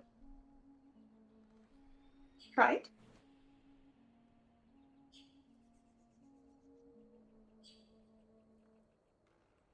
As the evening begins to settle in and the fire crackles low, as sleep gradually takes the members of the party. You weren't even there, Lucas. Oh no! I caught the wink at Bree, and then I had to leave. Oh no! It's okay. It's okay. I'll catch it on the VOD. I'm sorry, Meta. No, it's all good. It's all good. Well, as the fire begins to crackle low, sleep takes Briarios in its slow, creaking grip, and the world falls away. Not with violence, but with peace. As her breath stills, her hands grow warm, as she's no longer lying on the earth. She's beneath it. A root-choked cavern, pulsing with ancient life, surrounds her. The walls glistening with sap and heartbeat. Her feet rest on the thick bark of a root larger than any tree she's ever seen. Coils like a sleeping god beneath the world. The heartwood amulet on her chest pulses, warm and golden as she hears it. A voice not in her ears, but in her bones. Child of bark and blood, little branch of mine, you tremble in the... From the darkness steps a figure, not one shape, but many. A towering Goliath carved of root and starlight, a weathered gnome woman cloaked in moss, a fanged wolf with blossoms blooming from its back, Mata Nui, and many masks and one spirit. As the voice of unity cuts through, what is cut from the tree withers, grows together, survives. Your rage is not weakness, but neither is your love. You fight not as one, but as many. There's strength in letting others bear your weight, as roots braid beneath the soil. Trust them. Let them lift you. As the mask shifts, as the voice of duty burns through, a tree does not ask if it must grow toward the sun. It simply does. You were given the heart not to keep safe, but to make safe what comes after. This is the duty of all mothers, all warriors, all stewards. You must not hoard your flame, Briarios. The flame in your chest is not just for defense. It is for kindling. As the mask shifts one more time and you hear that whispering voice of destiny trailing out. Storms will come, so will ash. But there are seeds even fire cannot kill. Not return to Matanui. One day, we'll return to you.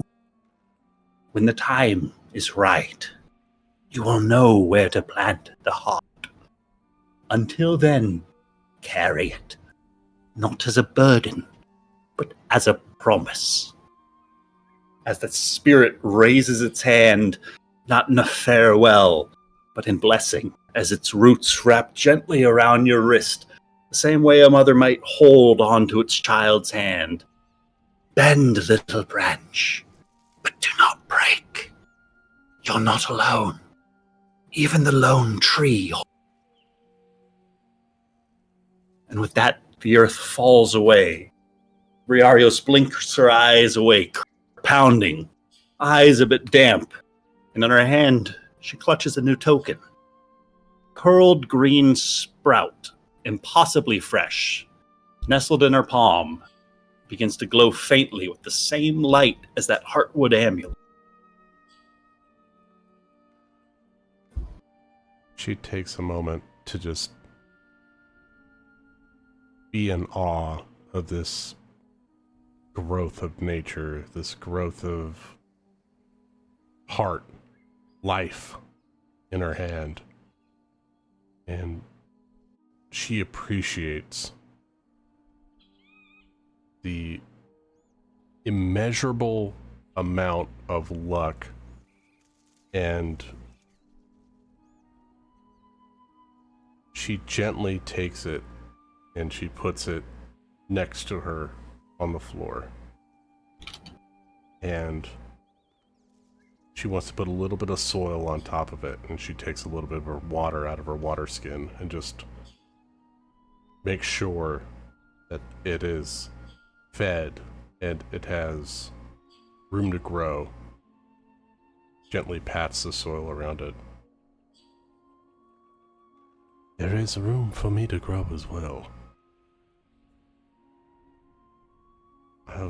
I will not let myself fall to cinders. But from the fires of combat, a new forest shall bloom.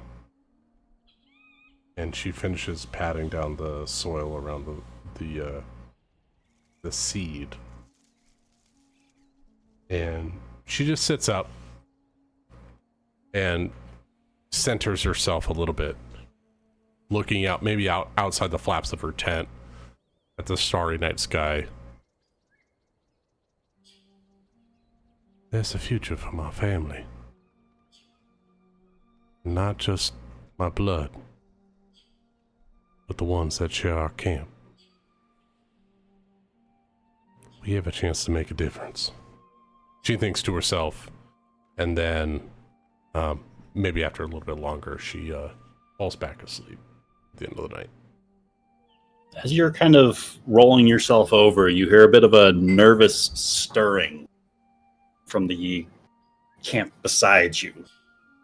As Seneca doesn't remember falling asleep.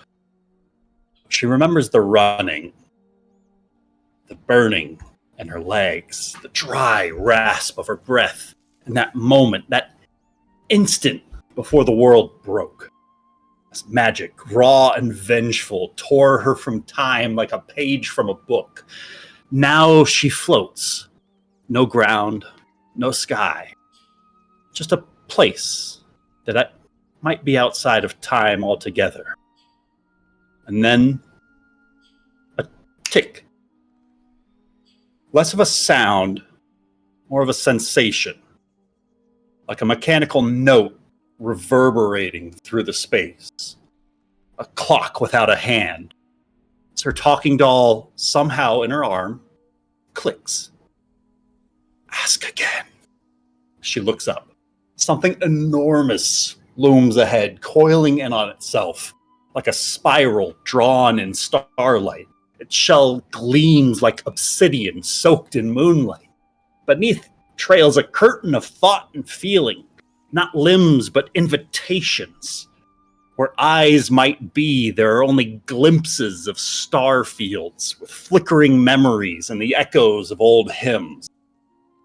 You blinked. These words fill your mind, not with a spoken voice, not something heard, but something felt. That's all it took. As Seneca clutches the doll a bit tighter, as you realize this is Kronos addressing you, as the spiral pulses, memories flood her mind 1,000 lifetimes, some real, some not. The fall of the Akaish, their temples and shrines, the murals she once studied, and dust-choked ruins, the Empire's lies, the sound of a blade fallen from the moon, the smell of scorched earth, the moment she ran, not from death, from becoming the thing they wanted her to be. You stepped sideways. Now I see you. The tendrils of magic across her right arm thrum as they begin to resonate, not in pain, but almost like in recognition.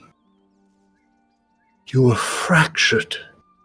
So am I. There's this pause and a pulse, like a heartbeat shared between the pair of you. That is why you can hear me.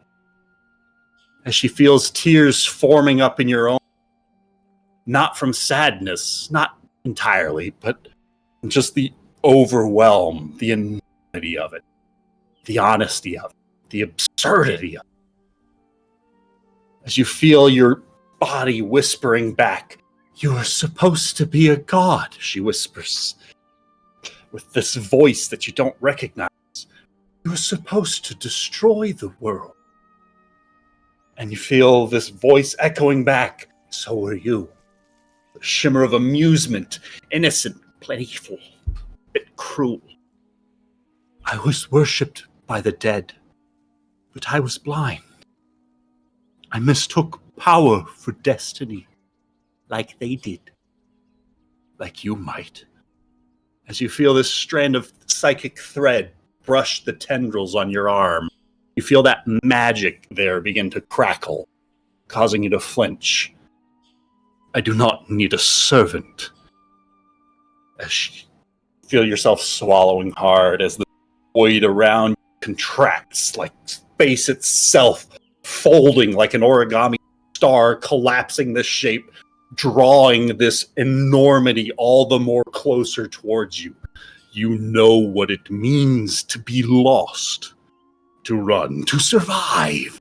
Different voices begin to echo out somewhere in the distance. "Walk with me, Seneca Stonebender.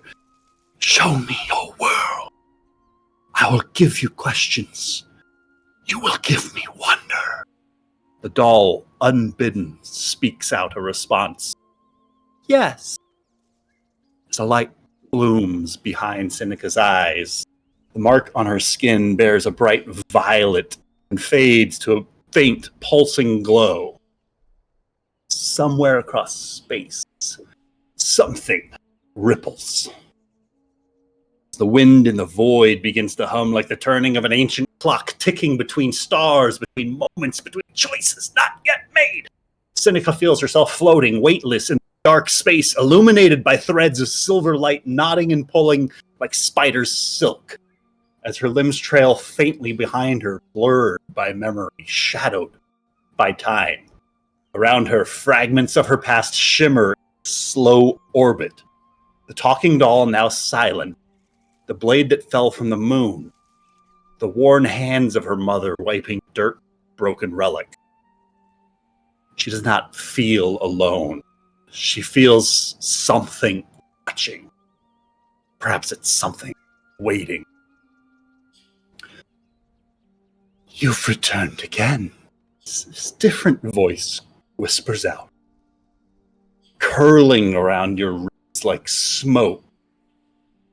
The choosing must happen. It always happened.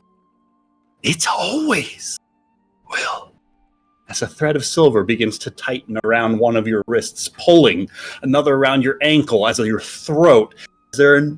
As this voice continues to echo around you, there are no new paths, Seneca, only loops, echoes. You must choose which echo becomes real. As before her, you see 3 doors seem to opening up in the folds of this silvery silk.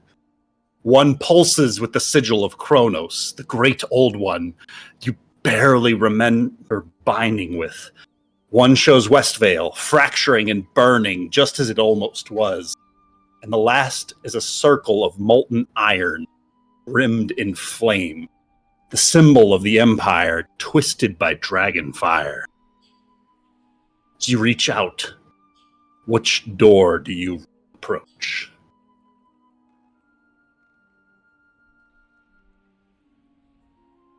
What the fuck?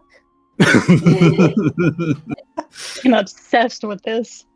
Warlock patron.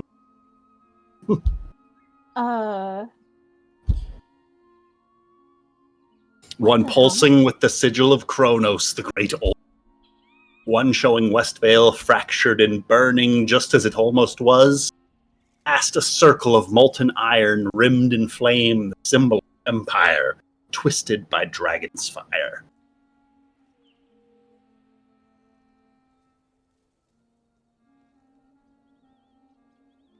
There's this brief blink of a hesitation as you feel a silver thread that's wrapped around your wrist snap out, causing you to begin tumbling towards that door.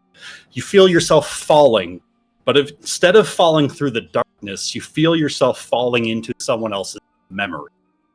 As you land silently atop a broken marble dais in a throne room you don't recognize. Shattered pillars, vines strangling the architecture here, with molten gold bleeding from the ceiling as cracks like tears from the sky. A figure stands alone. You see Yastrev there, looking a bit older, dressed in gleaming imperial armor. His sword is raised, his face taut with grief and fury, as this red dragon descends in slow, dreamlike arcs above him. It's massive, terrible, radiant with heat and ruin, but it does not strike. It watches. Its wings beat like slow thunder, and when it turns, Seneca can see the dragon wears armor fused into its very body. Bits of imperial steel, scorched and warped, cling to its sides. Familiar, recognizable. As Yastrev steps backward in this memory, blade dropping slightly, breath catching. The dragon's gaze locks with his, and he recognizes those golden irises. Yastrev sees his son just for a moment, just a flicker, but it's enough to crack the dream wide open.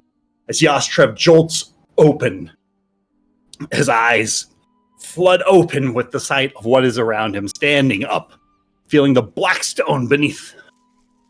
You wake to find that Briarios is conscious, and at the same blink of a moment, Bree, you watched Seneca and Yastrev wake up to like a gasp of air at the same time.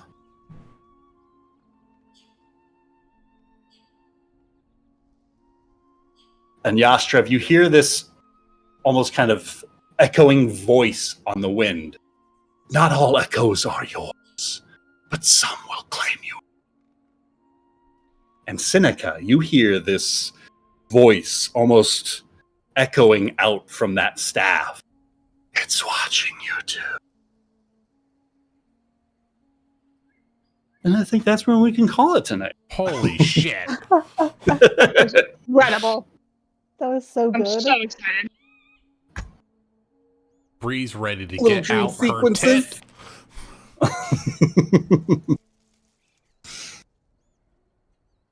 Yeah. It's a real shame Ryan doesn't know how to flesh out a world. Too bad. Yeah, if only. Oh my goodness. Right. Things are happening. I might have tie stuff together, so I'm happy about it. Oh god, the terror is coming for us all. Yeah, but we already knew that. Yeah, I know, but not this lifetime. I'm just so happy Kronos is here too. Forest in its shadow. Like the fact that Seneca has Kronos in her story, I am so happy. I hate that fucking serpent. I am fangirling over here. I'm like, he's my favorite. This is gonna be two characters that I'm gonna have issues with, that damn snake creature.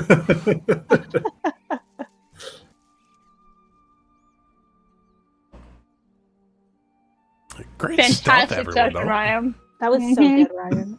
This was such a fun session. I loved all the creativity that was going on too. All the stuff that's like not in the rule book of D&D. I get it, Ryan. I'm trying to back off. It was fantastic. It was great. Knocking guys into other guys and off of cliffs. It was fantastic. I think squashing people with dead ogres is probably one of my favorites. Yas killing people with an ogre was great. It was fantastic. Like, fuck, they're right there. They have to be right there, all clustered up in a group. They're right there. Okay. Hi, ogre.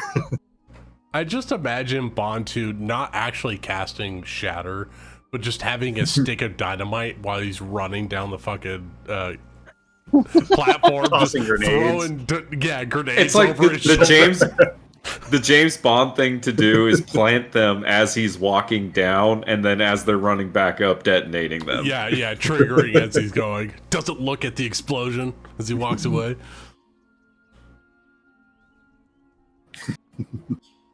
I like to think that as we were all worrying about Bontu, we could hear the explosions in the distance, and every time there was an explosion, we were like, "Oh, he's okay." There's Bontu. Okay. As long as we can hear things going boom somewhere, Bontu's okay. I'm gonna be honest. I was going to jump off the cliff if I could actually see Bontu, but there was just goblins. So good stuff. It was a stealth mission. It was a stealth mission. I couldn't have brought you back up if you jumped off the cliff. Yeah, it definitely stayed a stealth mission for at least like 5 minutes. I mean, it was 50-50, right? Right up until everything started exploding. Yeah, when the nukes start coming down. Nukes and shatters. Oh, man. Great stuff, guys. Good RP, too. We got some good RP in there, too. That's I feel like this bonded us as a group. Crow's going to do my eyebrows because I don't have them no more. I'm doing them by the campfire and the light keeps flickering. Oh, no. So She's going to have squiggly eyebrows in the morning. we don't have mirrors, so it's fine. She'll never Bree's know. she's gonna look like super angry at everyone, either angry or surprised. I haven't decided yet. Just like anime eyebrows where they're just like diagonal streaks across her face. Exactly. Wrong direction. In the wrong she looks quizzical all the time. Sorry, I'm used to doing my own. Your face is shaped funny. Can't help it. It's gonna take me months to grow these back. Damn it! We'll keep track of that in real time. Yeah, let's roll for eyebrows. Every 6 seconds. You grew one. God. I'm so proud. I can see someone trying a spell or something and having it just go horribly wrong, and then she like gets furry face, or I don't know, loses hair forever. I don't know. Oh, that's why you say that, Evie. You're not wait, you don't have hair. You don't miss hair. Don't do this to me. I know Shikari has her own texture. Thank you very much. As someone who's accidentally red cut feather. part of their eyebrow off, that will never come back. I'm scared for Bree. What if you just Bree could rock being bald. But she probably could. She's a strong, independent She woman. has to now. What if we just digitated Brian! eyebrows through my imagination? You do that with eyebrows? Can you grow things back with that spell? I mean, you can create a non-magical trinket or an illusory image that can fit in your hand. I think that. Oh, you can use illusion eyebrows onto your face. Oh my god! Temporary tattoo your eyebrow. Slap them onto her face. That's great. I love that idea. If Bree We'll just have to do wakes it up an and she's hour got at a like time. fucking like leaf eyebrows because of the heart, they just look wispy and leafy. Oh my god, that's funny. I love the idea of Shikari just being confused when Bree says she doesn't have to shave anymore, and she's like, "Shave? Why would anyone need to do that?" Well, I mean, sometimes you got to scrape your scales, but I mean, maybe that's exfoliating. Yeah. See, unfortunately, we've established many years ago the appropriate care of a scaled creature. Oh, we did. Yeah. I played a dragonborn. Greasings. I would have to get oils and like oil myself up, and then like scrape off all the stuff that would accumulate in between the scales. Very Spartacus style. Yeah, it's kind of like people that own like salamanders or whatever. They have to like pull the fucking dead scales out of the nose and shit like that. Oh, when they That's shed. delightful and not something I thought about when I made my adorable dragon character. Oh yeah, there's How are a your growing nose period. scales? You can't stay pretty forever. Just think about it like a sauna. You just need to go in there and scrub a little bit. This makes me feel like Bree is even more open-minded than I gave her credit for in the beginning. Bree really loved Jakari. That's sweet. I still Scales ship it all. them. I think we can have a moment where they realize that maybe No, did you not hear together they is loved better. love Ed? Yes, yes. I think we're okay with loving each other as friends now. Yeah, that's good. I'm still going I'm to gonna ship roll it. for love. But she still hit that. We Right? established Yeah, that today. no, totally platonically, and like, yeah, absolutely, for sure. That's a different story. I'm just fangirling over here. I'm gonna fangirl about Kronos. I'm gonna fangirl about Bree and Shikari. It's just what I do. I love it. You do you. And Crow will daydream about Rian without her being here. Oh, the fishmonger. Oh, She learned she couldn't give her fish, guys. Maybe We're it gonna- was intended to be a proposal. Maybe you misunderstood. Yeah, but we just can't. We can't be that upfront about it. I feel like she's ready to party. I'm just happy everyone's alive. And If they Yas does have great abs. They're not Bintu abs, but he's only getting older. But she's very mad at Bantu. I'll say this: Rian that's isn't fair. getting eyebrows painted on her. Bree is. Not yet. If you fireball Rian, then I'll back up. There's still time. I love the extreme irony of Bree yelling at Bantu for running off on his own. Like, Oh yeah. How far was Bree from any other party member? She was always close. Sort of, yeah. She only had to be teleported one time. Bantu was on the Except other for side the of the time river. that she deliberately ran away from the party and had to get teleported out of there. No, I was close to Yas. till you told Yas to run and you I tried. the goblin. I had one. Ryan, come on. I didn't have another round to live. That's not my fault. You went for the heroic death. I did. Own it. Again, I had another healing spell, but then you were 15 feet up a tree, so that's exactly what I'm talking about. I like to imagine Shikari sitting there like jumping, trying to reach Bree, and Bree's like, no, wait. He's like, I'm just trying to help you. Fine. I can't reach you. I'll let you help me a little bit, but not any more than that. Not any more than that. Okay. She's a strong, independent woman. She don't need no one. But sometimes I could use a hug. Oh god. Fiercely independent for sure, but damn, take it to another level. Walls come crumbling down unless you get someone to help you.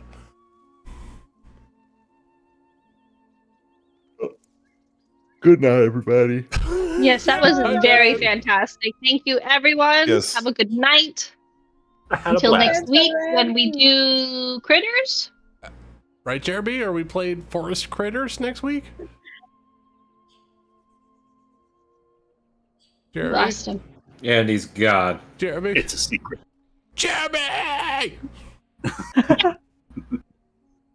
Okay, bye guys. Bye, Evie. Bye. Bye. Jeremy? Jeremy? God damn it, we lost Jeremy! Jeremy!